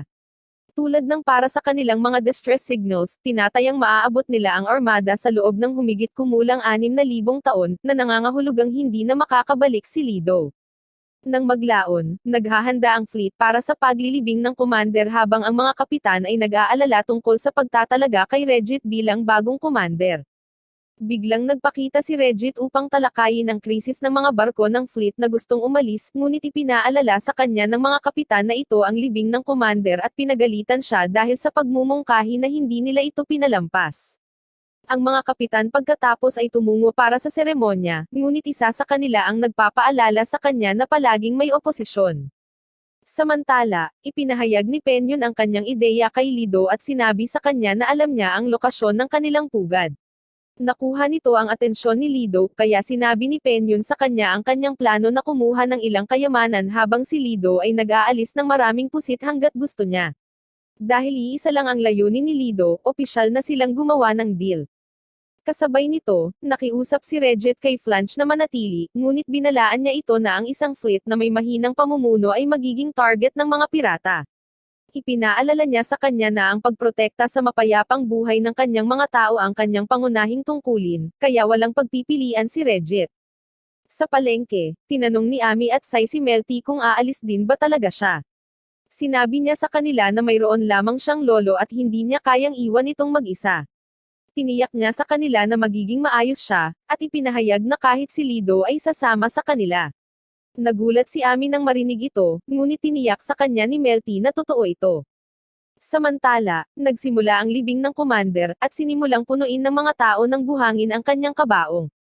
Dumating si Flange para magbigay galang din. Pagkatapos ay sinabi niya sa isa pang kapitan na gabayan ng mabuti si Regit, habang sinasabi niya ang kanyang huling paalam sa kapitan. Sa kabilang banda, nananatili si Regit sa kanyang opisina at tinatitigan ang kanyang damit panglibing, hindi sigurado kung ano ang gagawin. Tinitingnan niya ang mga larawan ng kanyang pamilya kasama ang commander at nagsimulang malungkot. Nang umalis siya sa kanyang opisina, hiniling sa kanya ni Penyo na pirmahan ang kanyang kahilingan sa paghihiwalay, ngunit nang tumanggi si Regit, sinabi niya sa kanya na huwag pigilan ang mga tao na umalis kung hindi niya sila mapoprotektahan. Nang maglaon, hinanap ni Ami si Lido, ngunit nang makita niya ang hitsura nito, nagpa siya siyang lumayo. Nagdesisyon siya na subaybayan siya mula sa malayo. Nang magpakita si Sai at magtanong kung ano ang mali, sinubukan ni Ami na itago ito ngunit nagmumungkahi si Sai na sumama siya kay Lido kung magpapalungkot lang ito sa kanya. Sinabi ni Ami na kailangan niyang manatili dito kasama si Bevel na nangangailangan kay Dr. Ordem upang mabuhay. Sinabi ni Sai na gumaan ang loob niya dahil mamimiss niya si Ami kung aalis siya. Ang libing ng commander ay patuloy na nagpapatuloy habang ang mga mamamayan ay nagbibigay ng kanilang paggalang, habang ang mga barko ni Flange ay dinidiskonekta ang kanilang mga sarili mula sa fleet. Bumisita si Bilo kay Regit at nagmumungkahi na magpahinga. Iginiit ni Regit na hindi niya kayang magmukhang mahina ngayon, ngunit sinabi sa kanya ni Bilo na higit pa sa sapat ang kanyang ginagawa. Ipinaalam sa kanya ni Bilo ang oras na iniwan siya ng kanyang ama sa kanyang negosyo at sinubukan niyang gawin ang lahat ng mag-isa. Isang araw, na-stuck siya sa ilalim ng target at naisip niyang masasawi na siya. Gayunpaman, pagkatapos siyang tulungan ni Penyon, binalaan siya nito na ang kanyang mga aksyon ay kapareho ng pagsasabing wala siyang tiwala sa kanyang mga kasamahan sa barko. Iginiit ni Regit na ginawa mismo ng commander ang lahat ngunit ipinaalala sa kanya ni Bilo na talagang umasa siya kay Regit. Tinitiyak sa kanya ni Bilo na alam na niya kung ano ang gagawin, at itinuturing ang kanyang sarili na mapalad na nasa ilalim niya. Samantala, bumalik si Ami sa kanyang tahanan kung saan tinanong ni Bevel kung talagang aalis na si Lido. Kinumpirma ito ni Ami at sinabihan siyang nakakapanghinayang dahil nagsimula na silang close. Dahil doon, napaiyak si Ami at nagsimulang umiyak habang nagtataka kung bakit hindi niya pinahahalagahan ang sarili niyang buhay at gustong magpatuloy sa pagdurusa. Sinusubukang aliwin siya ni Bevel habang napagtanto niya kung ano ang dapat niyang gawin. Nang gabing iyon, ang mga tao ay patungo sa huling punto ng libing habang pinapanood ni Regit ang mga barko na patuloy na nagdidiskonekta. Biglang, pinapanood niya ang isang barko na muling kumonekta habang ang ilang mga tao ay bumalik sa fleet. Pagkatapos ay naaalala niya ang komandante na nagtitiwala sa kanyang mga desisyon at alam kung ano ang dapat niyang gawin din. Kasabay nito, nakita ni Bevel si Lido at tinanong siya kung kailangan na ba niyang umalis. Ipinaliwanag ni Lido na ang kanyang mga aksyon ay para sa sangkatauhan at pati na rin kay Ami. Inabot niya kay Bevel ang plote at sinabi sa kanya na gawa ito ng isang bata na kamukha niya. Pinaghihinalaan niya na ang bata ay maaring ang kanyang nakababatang kapatid na lalaki, ngunit iyan ay kung paano gumana ang Galactic Alliance. Kung magpas siya ang Earth na palawakin ang kanilang teritoryo isang araw, hindi maiiwasan ang isang sagupaan, at hindi mabubuhay si Bevel. Sa kabila ng mga pagtutol ni Bevel, sinabi ni Lido na ayaw niyang maranasan ni Ami ang ganoong pagkawala, kaya't sisirain niya ang bawat huling hado. Bumalik sa libing, naghahanda ang mga lalaki upang takpan ang kabaong nang dumating si Regit at humingi ng paumanhin sa pagiging huli. Sumandok siya ng buhangin at ibinuhos sa commander habang pinasasalamatan niya ito sa lahat. Kapag natapos na ang seremonya, inilunsad nila ang kabaong sa tubig at nagpaalam. Pagkatapos, bumaling si Regit sa mga tao at iginiit na kailangan nilang pag-usapan ang hinaharap ng fleet. Inihayag niya ang kanyang pagnanais na protektahan ang fleet at lahat ng tao dito, ngunit ipinaliwanag niya kung gaano siya kawalang kapangyarihan sa kanyang sarili. Sa pamamagitan nito, humihingi siya ng tulong sa mga tao para maprotektahan din ang fleet at humihingi ng kanilang kooperasyon. Tumahimik ang lahat sa isang segundo, ngunit bago pa man makapasok si Bilo, tiniyak sa kanya ng mga lalaki na maaari siyang palaging umasa sa kanila na muling itayo ang fleet. Dito, ipinahayag ni Regit ang kanyang taos-pusong pasasalamat. Kinabukasan, nagpakita si Lido sa bahay ni Ami at sinabi sa kanya na aalis na siya. Pumasok siya sa loob para magpaalam, kaya sinabihan siya ni Bevel na hahawakan lang niya ang plote para kay Lido, kaya kailangan niyang bumalik. Pinasalamatan lang sila ni Lido sa lahat habang pinipigilan ni Ami ang sarili sa pag-iyak. Makalipas ang ilang sandali, tumulak ang mga barko ni Flange palayo sa Gargantia habang pinupuntahan ni Bilo si Ami para aliwin si Ami, at tinawag ang iba sa kanila na mga walang isip sa pag-alis. Samantala, ang fleet ni Flange ay patungo sa Sea of Fog kung saan walang pumasok at nabuhay upang sabihin ang kwento. Nakita ni Penyon ang mga whale squid na papalapit, kaya sinabi niya kay Lido na sa wakas ay humanda na siya. Tumalon sina Lido at Chamber sa tubig at lumangoy sa isang grupo ng papalapit na hado. Sinabi ni Chamber na mas mahina sila kaysa sa mga nasa kalawakan, kaya nagagawa sila ni Lido na talunin ng isa-isa. Ayon sa pagsusuri ng Chamber, magagawa nilang talunin ang lahat ng mga hado ng may kaunting kahirapan. Sa ibabaw, sinabi ni Penyon sa mga kasamahan sa barko na manatili sa kurso habang ang mga tripulante ay kinakabahang naghihintay sa susunod na mangyayari. Tinitiyak sa kanila ni Penyon na magiging maayos sila dahil wala siyang balak na sirain sa pangalawang pagkakataon. Ilang taon na ang nakalilipas, si Penyon at ang kanyang kapatid ay dumiretso sa teritoryo ng whale squid. Sa panahong iyon, si Penyon ay sobrang takot na takot. Pagdating nila sa isang malaking pasilidad, inalok ng kanyang kapatid na tingnan ang loob habang si Penyon ay sinabihan na magbantay sa labas. Pagdating sa loob, isiniwalat ng kanyang kapatid na ang gusali ay dapat na isang pasilidad na pang-industriya. Napansin ni Penyon ang isang whale squid na pumasok din sa gusali, kaya sinabihan niya ang kanyang kapatid na magsimulang bumalik. Gayunpaman, nakinig si Penyon habang patuloy ang kanyang kapatid hanggang sa makatagpo siya ng isang whale squid. Biglang, isang kawan ng mga whale squid ang sumugod palabas ng pasilidad, kabilang ang isang malaking isa na nagsimulang harapin si Penyon. Sinabihan siya ng kanyang kapatid na lumayo, ngunit huli na para sa kanyang kapatid. Sa kasalukuyan, umaasa si Penyon na maipaghiganti ang kanyang kapatid. Isang bungkos ng mga bituka ng pusit ang sumabog sa ibabaw, at ang mga tao ay nagalak sa tagumpay ni Lido sa ngayon. Binalaan ng Chamber si Lido na 23% ng kanyang kapangyarihan ay naubos na, kaya umaasa si Lido sa kanyang sandata upang ipagpatuloy ang trabaho sa ngayon. Biglang napansin ni Chamber ang mas maraming whale squid na paparating, kaya nag-deactivate siya ng proximity fuse na tumapos ng malaking bahagi ng kanilang bilang. Sa ibabaw, ang mga tripulante ay nakamasid habang ang tubig ay napuno ng mga katawan ng mga whale squid, na kung tutuusin ay hindi naman invincible.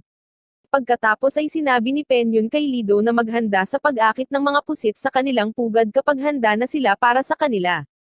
Sumang-ayon si Lido at lumangoy pasulong sa pinakasiksik na bahagi ng mga pusit. Pagkatapos, nagsimula siyang umatras ng dahan-dahan habang sinubukan siyang salakayin ng mga pusit. Nagbabala si Chamber na kailangan nilang umatras, ngunit nagradyo si Penyon sa tamang oras at sinabing handa na sila. Dahil dito, hinikayat sila ni Lido sa napagkasunduang lugar at sinenyasan si Penyon, na naghagis ng mga punong canister. Pagkatapos ay isinaaktibo ni Chamber ang kanyang anti-shock shield habang sumasabog ang mga bomba at tinapos ang mga pusit. Pagkatapos, iniulat ng Chamber na 67% ng mga whale squid ang naalis. Nagpatuloy ang mga lalaki sa paghagis ng mas maraming pampasabog, habang sinabi ni Penyon kay Lido na magpatuloy sa iba pang plano. Hindi nagtagal ay napansin ng mga tripulante na maaaring mabuhay ang mga magagaan na surot sa lugar, ngunit ang mga whale squid ay hindi kaya nagpatuloy sila sa plano. Samantala, sinabi ni Chamber kay Lido na ang mga whale squid ay tila umaatras sa kanilang base at ipinakita sa kanya ang isang pag-scan kung ano ang hitsura nito. Tumungo si Lido patungo dito, tinatapos ang anumang mga whale squid sa daan. Gayunpaman, biglang nagpakita ang isang malaking whale squid na may maliliit na bola sa loob upang harapin siya. Inirerekomenda ng Chamber na umatras dahil mababa ang antas ng kanilang kapangyarihan, ngunit tumanggi si Lido na isuko ang pagkakataon. Ang higanteng pusit ay naglabas ng isang grupo ng mas maliliit na pusit upang palibutan si Lido, ngunit ang mga ito ay tila nagtataglay ng electromagnetic field sa paligid nila. Pinalibutan sila ng higanteng pusit. Sa ibabaw, ang mga lalaki ay nakamasid sa isang kakaibang galaw ng agos, kaya ni-radio ni Penyon si Lido upang matiyak na siya ay okay. Nagsimula siyang mag-alala nang wala siyang narinig, ngunit kalaunan ay tumugon si Lido, dahilan upang magdiwang ang mga lalaki. Bumalik sa pasilidad, nalungkot si Lido na masyadong pabaya, ngunit ipinaliwanag ni Chamber na dapat silang hamina dahil sa kakulangan ng mga natural na kaaway. Habang sumusugod ang isang pulutong ng mga whale squid papunta sa kanya, sinalubong niya sila ng panibagong energy blast. Sa ibabaw, sinabi ni Penyon sa mga lalaki ang tagumpay ni Lido at sinabihan silang ihulog ang kanilang mga anchor sa wakas na makarating sila sa pasilidad. Samantala, sinubukan ni Flange at ng kanyang mga tauhan na panoorin kung ano ang nangyayari, ngunit masyadong makapal ang ulap para makita, ibig sabihin, kailangan nilang magtiwala kay Penyon nang walang pag-aalinlangan. Bumalik sa pasilidad, lumangoy si Lido sa ilang hados na bata at sinimulang alisin ang mga ito. Nang mas tumingin ng malapitan si Lido, iniisip niya kung Hados ba talaga sila, dahil parang pamilyar ang kanilang hugis. Gayunpaman, tiniyak sa kanya ng chamber na sila nga, kaya ipinagpatuloy nila ang pagpuksa. Biglang bumagsak ang isang istruktura, at kinilala ito ng chamber bilang administrative block. Kapag tiningnan ito ni Lido, kinikilala ng chamber ang ilang mga CD na ginagamit para sa pag-record ng impormasyon.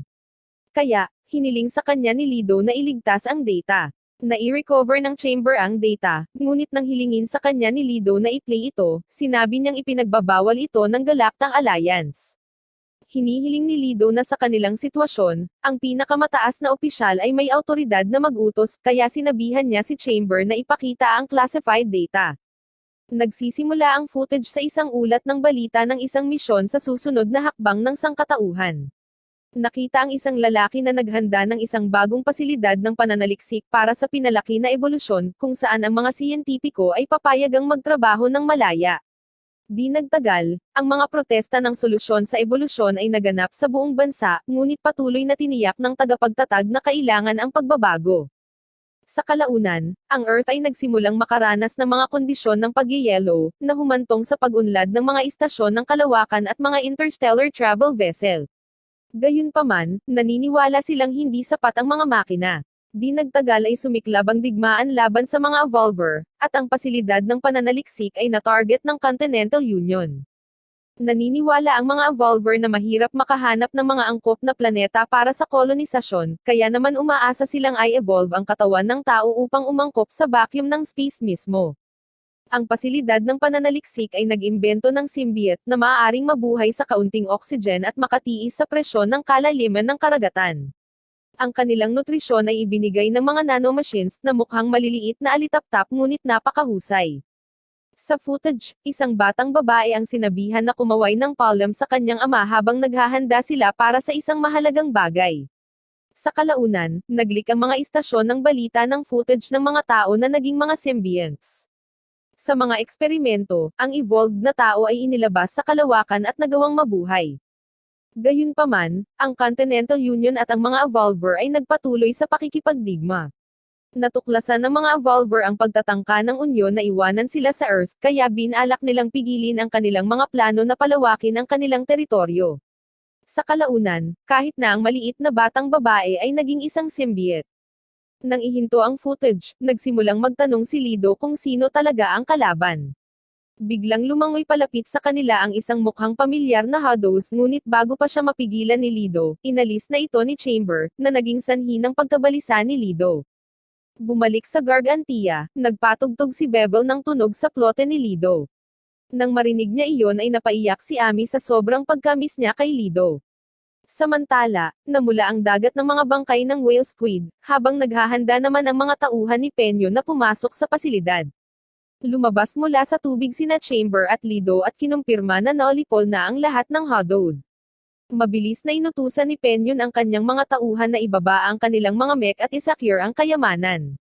Ngunit habang abala sila, nagpakita si Lido na may higit na trauma kaysa noong natuklasan niya ang pagkakaroon ng mga One Piece cards. Sa kabilang banda, nagsimulang ibaba ng crew ang kanilang mga mech sa pasilidad.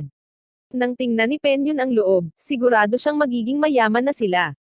Si Lido naman, nire-replay niya ang mga moments kung saan walang awang niyang tinatapos ang mga Hados na talagang tao. Ang mga sanggol ay tulad ng kanyang sariling nakababatang kapatid na lalaki, at ang pag-iisip na ito ay nagtulak sa kanya na samuka. Samantala, ang mga tauhan ni Penyon ay nagpatuloy sa pagkarga ng mga kayamanan habang si Penyon ay nagbuhos ng inumin bilang parangal sa kanyang kapatid, na sana ay naroon siya. Sa sandaling iyon, nagpakita si Flange upang mamangha sa lahat ng bagay na nagawa nilang makuha. Ang pinakamagandang bahagi ay walang kalawang. Gayunpaman, nang magsalita si Flange tungkol sa pagpapanumbalik ng mundo sa dating kaluwalhatian, iginiit ni Penyon na ito ay kanilang kayamanan lamang.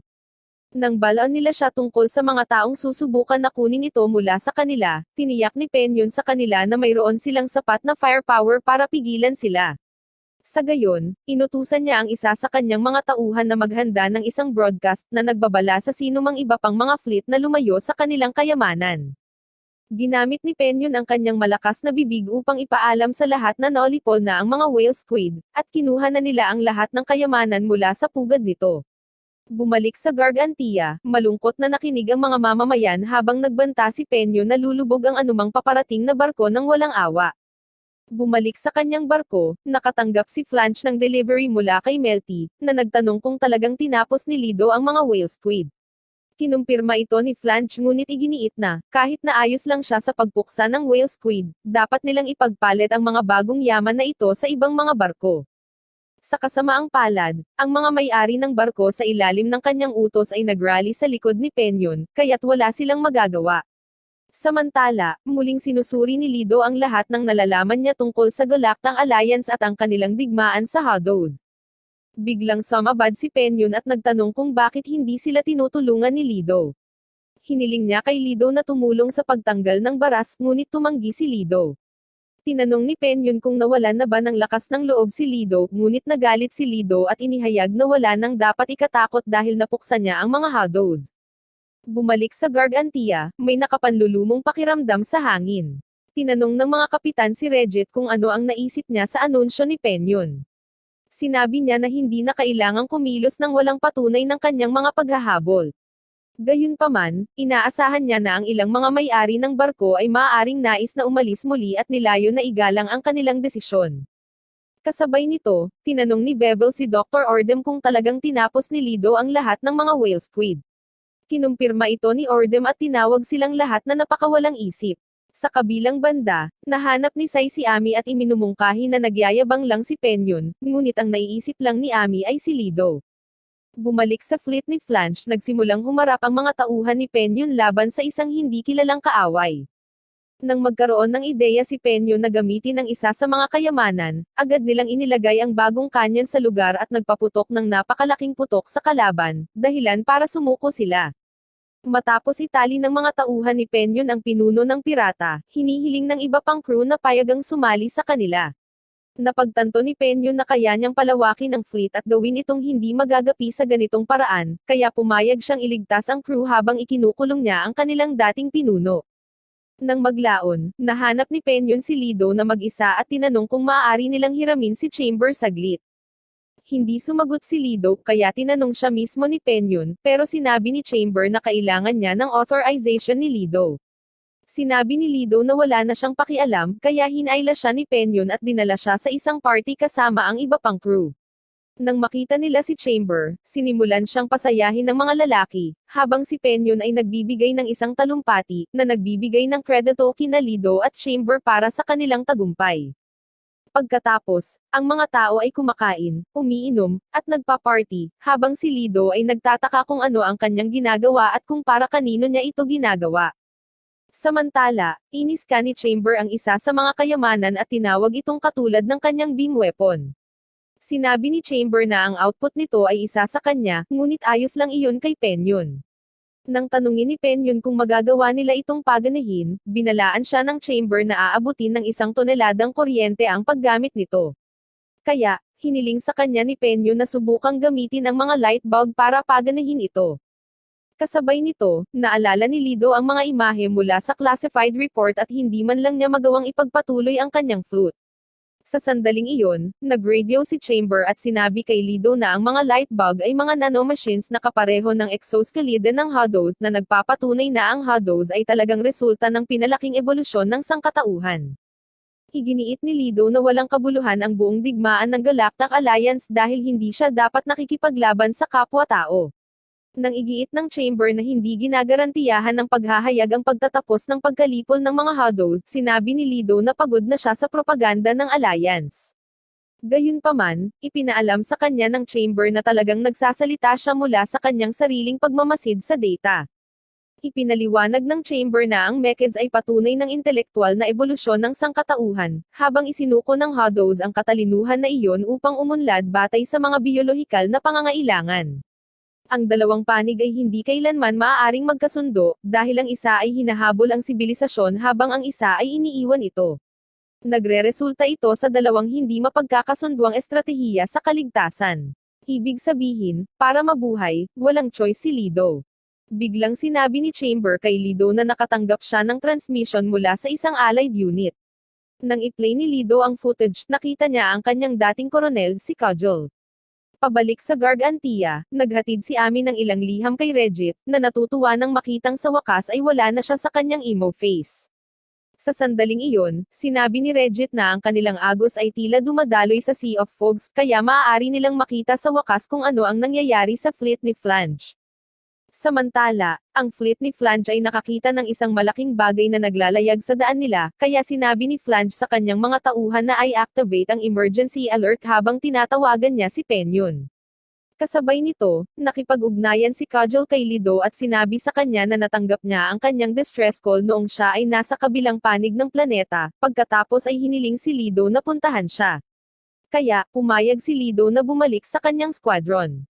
Samantala, pinapanood ni Penyon ang napakalaking fleet na papalapit, kaya sinabihan niya ang kanyang mga tauhan na bigyan sila ng mainit na pagtanggap. Agad nilang pinaputok ang kanilang sandata, na tumama sa target ngunit ang fleet ay nagpaputok pabalik at agad na sinira ang isa sa kanilang mga tore. Nang tingnan ni Penyon ang kanyang binocular, nakita niya ang isang mecha na katulad ni Chamber at sinubukan niyang tawagan si Lido. Ngunit ipinaalam sa kanya ni Chamber na babalik siya sa kanyang squadron at lilipad palabas.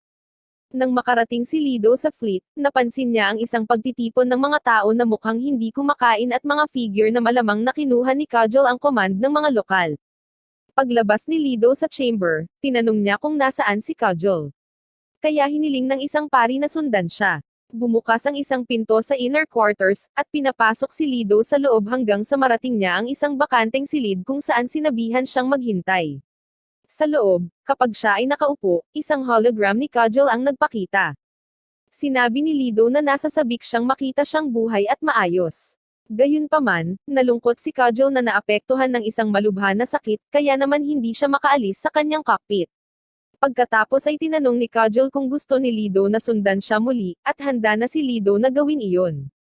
Ang chamber ni Lido ay naglilink sa mecha ni Kajol upang mangolekta ng impormasyon tungkol sa sakit.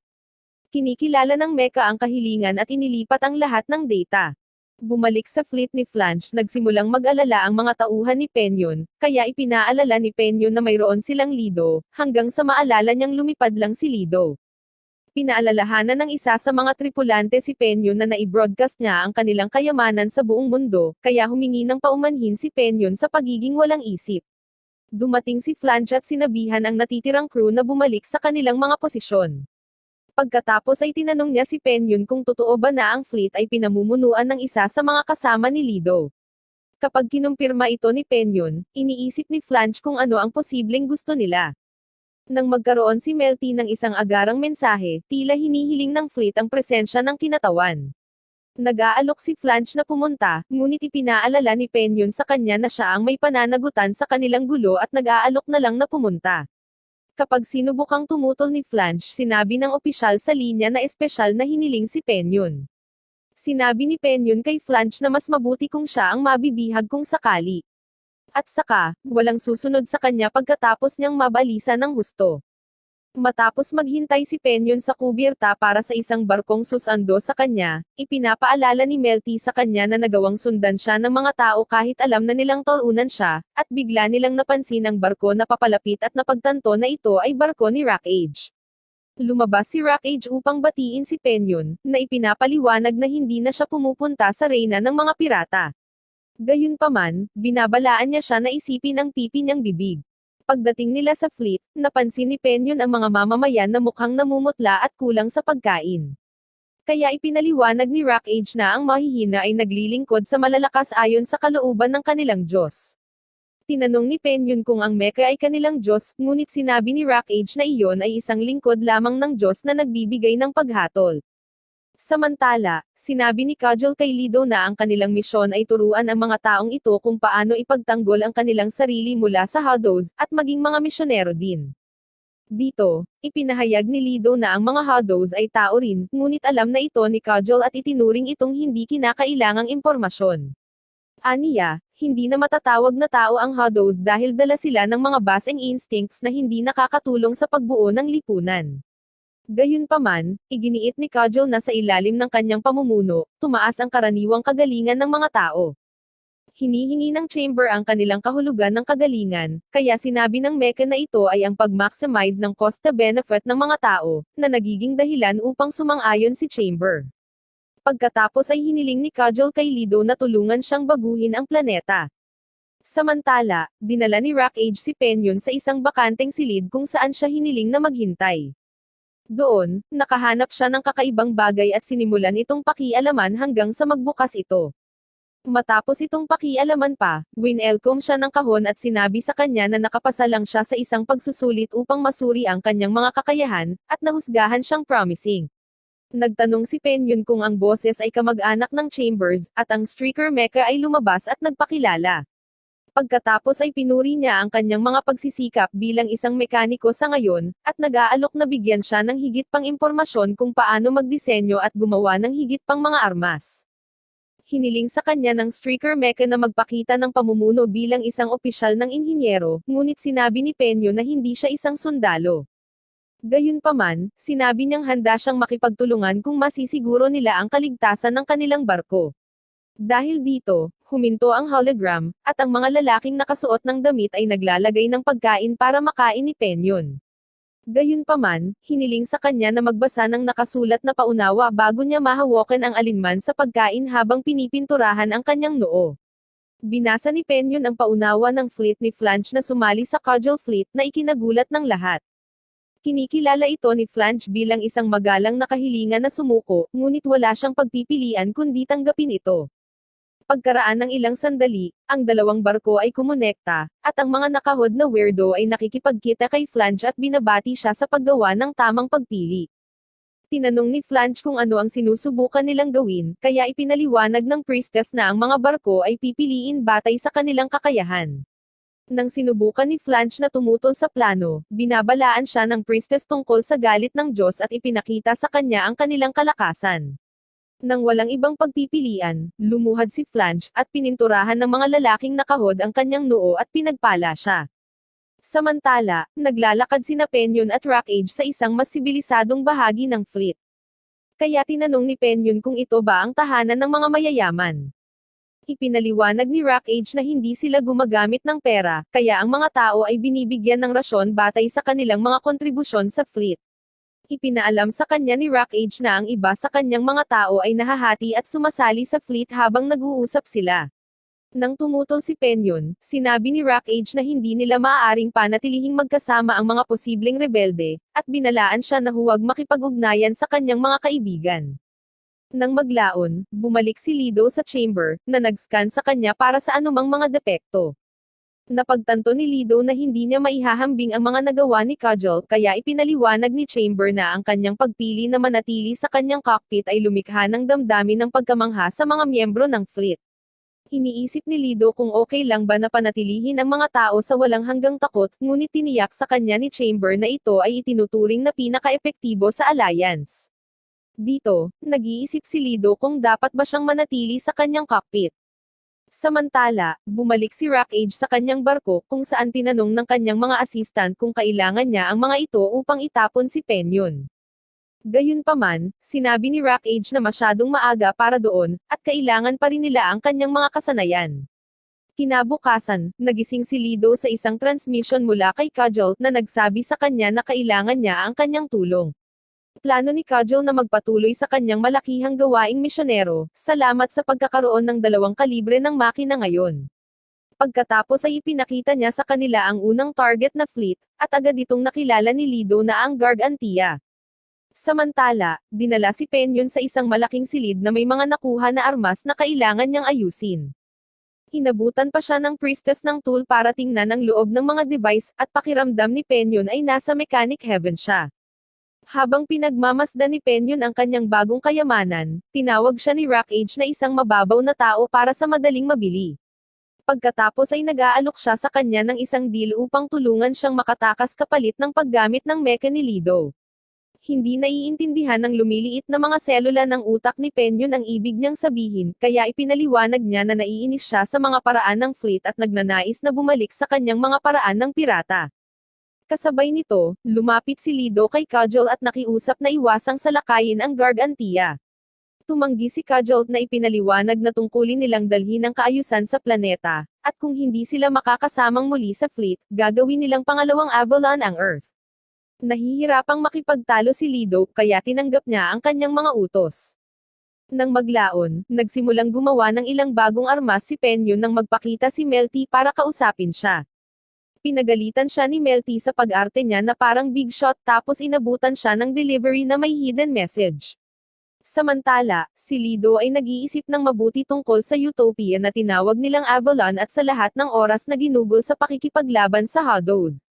Bigla niyang napansin ng isang Ardillian na nagpapaalala sa kanya ng alaga ni Ami at napagtanto niya kung gaano niya ito nami-miss.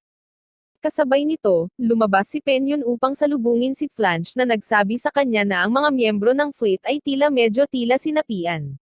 Tinatanong ni Flange kung papayagan ni Penyon na mangyari ang parehong bagay sa kanilang fleet. Kaya sinabi sa kanya ni Penyon ang tungkol sa plano ni Rockage na mag-alsa. Gayunpaman, malamang na hindi papayag si Lido na ibigay si Chamber sa ilang mga tao. Samantala, naranasan ni Lido ang pag-ulan sa pangalawang pagkakataon at naalala niya kung paano nagsuporta sa isa't isa ang fleet ng Gargantia. Biglang tumakbo ang Squirrel, kaya hinabol ito ni Lido hanggang sa mapansin niya ang Cudgel fleet na nagsasagawa ng word ceremony. Tinanong ni Lido si Chamber kung ano ang nangyayari, ngunit walang nakitang kakaiba si Chamber. Pagkatapos, isang grupo ng mga mukhang may sakit na mga babae at lalaki ang inilabas na nakasuot ng malalapad na damit, habang ang mga guardrail ay binaba. Inihayag ng priestess na ang mga matatapang na kaluluwang ito ay ibibigay ang kanilang buhay para sa kapakanan ng iba. Nang makita ni Lido ang isang batang lalaki sa kanila, naalala nito ang kanyang nakababatang kapatid at si Bevel, ngunit pinigilan siya ng mga tao na makialam. Sa sandaling iyon, ang mga tao ay ibinagsak sa tubig hanggang sa kanilang kasawian, habang si Penyon at ang iba ay nakatayo sa takot. Sa wakas ay napagpasyahan ni Penyon na ang fleet na ito ay masama, kaya ipinaalam sa kanya ni Rockage na ang kanilang susunod na target ay ang Gargantia. Nang marinig ito, nagpasya si Penyon na tapos na ang kanyang partnership sa Cudgel fleet. Kasabay nito, napagtanto ni Lido na pumunta lamang siya dito upang protektahan ang mga taong pinapahalagahan niya. Matapos ang pag-iisip tungkol sa kanilang oras na magkasama, malinaw na kung ano ang dapat niyang gawin. Bumalik si Lido kay Chamber, na ipinaalam sa kanya ang kanyang mga utos na maghanda para sa labanan. Nang tanungin niya kung ano ang desisyon ni Lido, napagtanto ni Lido na hindi siya nakagawa ng tunay na desisyon sa kanyang buhay. Dito, tinanong niya si Chamber kung kaya niyang labanan ang Streaker Mecha, at dahil nasa labas sila ng Galactang Alliance, sinabi ni Chamber na posible ito. Narinig ito ni Penyon at binigyan siya ng pagsang-ayon na tango. Nang maglaon, ang fleet ay pumili ng daan-daang mechas para sa pagsalakay sa Gargantia. Dahil dito, naghahanda si Melty na lumipad na inaalala ang tagubilin ni Lido na balaan ang Gargantia sa nalalapit na pagsalakay. Nang mapanood ni Lido si Melty na lumipad, sinabihan niya si Chamber na tumayo para sa labanan. Makalipas ang ilang oras, pinilit ni Melty na manatiling gising habang sa wakas ay nakita na niya ang Gargantia. Gayunpaman, siya ay nahimatay dahil sa pagod at nagsimulang mag-freefall, hanggang sa nagpakita si Ami at hinawakan siya. Si Melty ay halos hindi makapagbigay ng babala kay Ami tungkol sa pagsalakay bago muling mawalan ng malay. Sa kalaunan ay bumalik sila sa fleet, kung saan masaya si Melty na muling makasama ang kanyang mga kaibigan. Samantala, nakipagpulong si Regit sa mga kapitan ng barko at nagplanong tumakas sa paparating na digmaan, hanggang sa pumasok si Ami at sinabi sa kanila na plano ni Lido na labanan ang Cudgel fleet ng mag-isa. Tinanong niya kung talagang handa na silang tumakbo mula sa laban, kaya sinabi ni Dr. Ordem kay Regit na oras na nilang gamitin ang susi, ang ipinasa kay Regit, na magbubukas ng stairway to heaven. Samantala, ang Cudgel fleet ay naghahanda para sa kanilang bagong krusada, habang ang Streaker Mecha ay nagpapakita at nagpapaalala sa kanila ng planong bumuo ng isang maluwalhating utopia. Sinabihan sila ni Cudgel na sundin lang siya habang inilalabas niya ang kanyang mga armas bilang isang malinaw na dahilan upang sumunod. Biglang sinira ni Lido ang sahig at lumipad upang salubungin siya. Humihingi ng paliwanag si Cudgel, kaya sinabi ni Lido sa kanya na ang Earth ay hindi katulad ng Galactang Alliance. Iginiit ni Cudgel na tungkulin nilang bigyang liwanag ang mga tao at nagpaputok ng unang pag-atake kay Lido, ngunit hindi tumama. Nagsimulang mag-away ang dalawang mechas habang binabalaan ng priestess ang mga tao na panatilihin ang kanilang distansya. Si Chamber ay patuloy na umiiwas sa mga pag-atake ni Streaker habang ipinapadala ang ilan sa kanyang sarili upang kontrahin, ngunit tila hindi nila mapigilan ang Streaker mecha. Nagtataka si Lido kung gaano kalakas ang Streaker mecha. Iyon ay kapag ang Chamber ay nagmumungkahi na siya ay nakakuha ng kapangyarihan mula sa isang panlabas na pinagmulan. Sa sandaling iyon, isang energy beam ang umatake sa Streaker mecha, at napansin ni Lido si Penyo na sinusubukang tumulong. Binalaan siya ni Lido na umatras, ngunit sinabihan siya ni Penyo na hayaan silang lumaban habang nakatayo ang iba niyang mga tauhan para tumulong. Inutusan ng priestess ang kanyang mga tauhan na pigilan sila, nang bigla silang makakita ng mga pagsabog na nagdiskonekta sa mga barko ni Flange mula sa fleet. Habang inutusan ni Flange ang kanyang mga tauhan na kunin ang kontrol sa pangunahing barko, nagsimulang lumipat ang mga mechas upang ihinto ang pag-aalsa. Ngunit bago sila lubusang lumubog, isang mas malaking mecha ang nagtulak sa kanila pabalik sa deck, at ito pala ay si Rackage. Nagagawa niyang maglabas ng maraming mechas ng sabay-sabay habang umaakyat ang kanyang mga tauhan para tumulong. Pinuri ni Rackage si Penyun dahil sa wakas ay kumikilos siya bilang isang alpha male, ngunit sinabi sa kanya ni Penyun na tumuon sa misyon at sinabing focus sa goal. Bumalik sa ere, binalaan ni Chamber si Lido na umatras at ituon ang atake sa cockpit, ngunit sinabi ni Lido na ayaw niyang tapusin ang buhay ni Cudgel. Pagkatapos ay sinunggaban ng Streaker mecha si Lido, dahilan para mawalan ito ng balanse. Nang makita ito ni Penyon, kinuha niya ang isa sa mga kanyon at pinaputok ito kay Streaker, na direktang tumama. Ginagamit ni Lido ang pagkakataong hawakan si Streaker at ihampens ito sa gilid ng barko sa pinakamataas na lakas. Kapag naipit si Streaker, tumalon si Lido mula sa kanyang cockpit at pilit na binuksan ang cockpit ni Streaker mecha.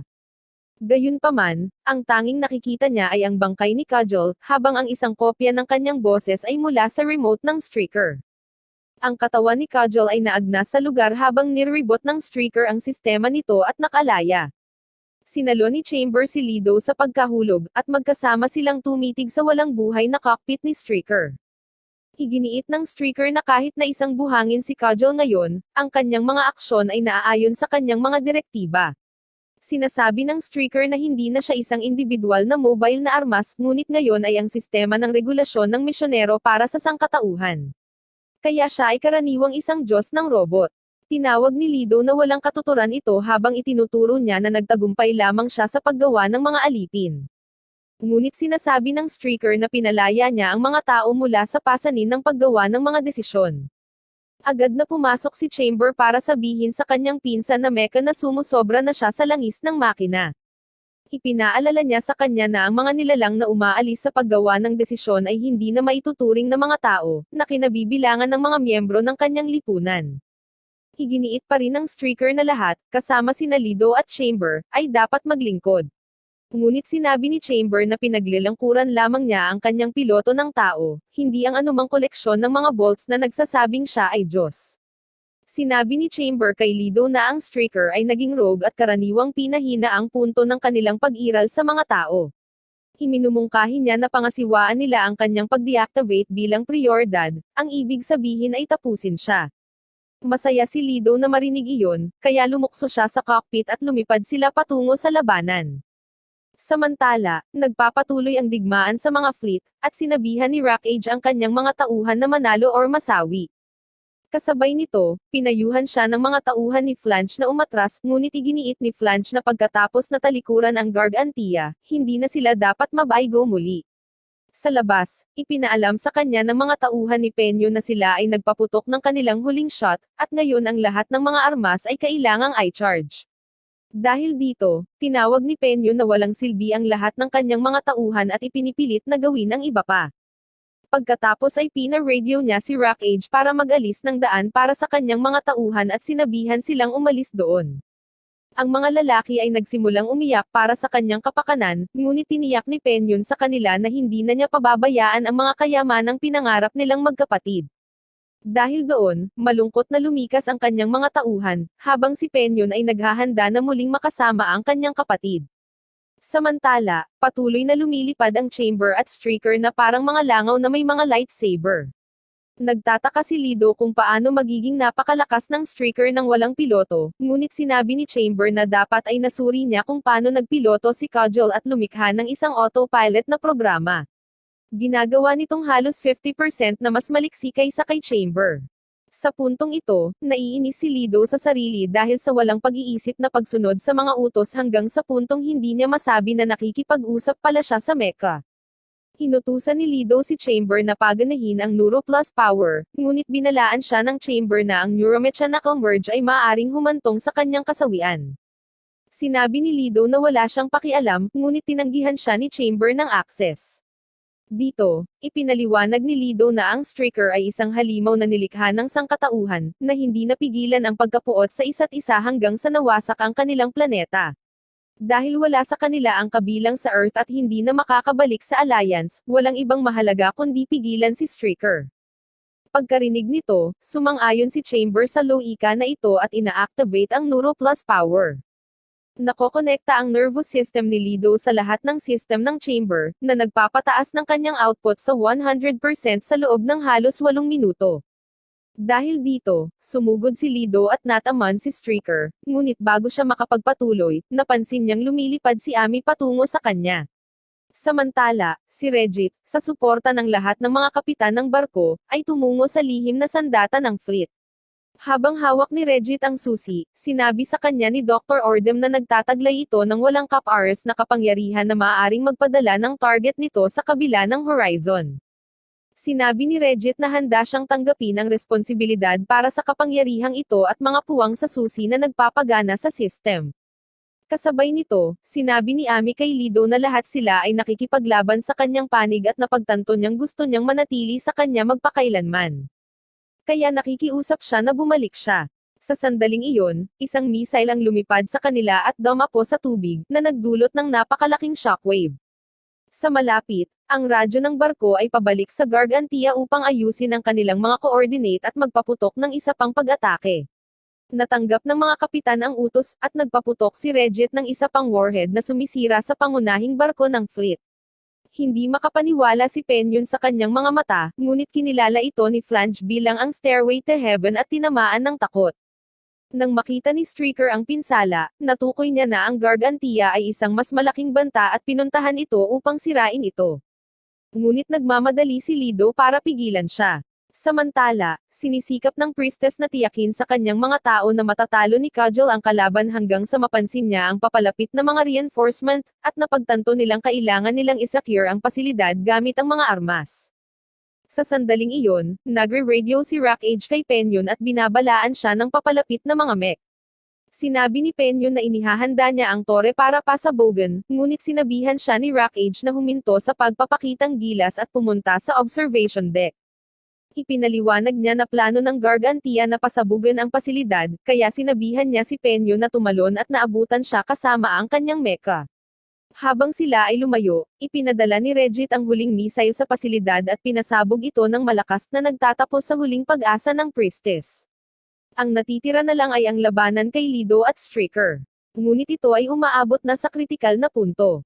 Tinanong ni Chamber si Lido kung handa siyang ialay ang kanyang buhay. Iniisip ni Lido si Ami at napagtanto niyang siya ang nagturo sa kanya kung paano mamuhay. Nais niyang marinig ang boses nito sa huling pagkakataon. Biglang inisip ni Chamber na hindi karapat-dapat si Lido na maging isang sundalo, at inalis siya sa kanyang tungkulin. Maingat niyang pinalabas si Lido mula sa cockpit at sinabihan siyang manatiling buhay at ituloy ang kaligayahan, habang si Chamber ay patuloy na humaharap kay Streaker mag-isa. Sinabi ni Streaker kay Chamber na siya ay hindi gumagana at binibigyan siya ng huling babala na mag-reboot. Bilang tugon, sinabihan siya ni Chamber na masawi at ginamit ang huling lakas nito para pasabugan silang dalawa. Ligtas na nakalapag si Lido sa dagat at umiiyak, habang pinagmamasdan ang mga ilaw mula sa pagsabog. Makalipas ang mga buwan, bumalik sa normal ang Gargantia at nakipagtulungan pa sa mga pirata.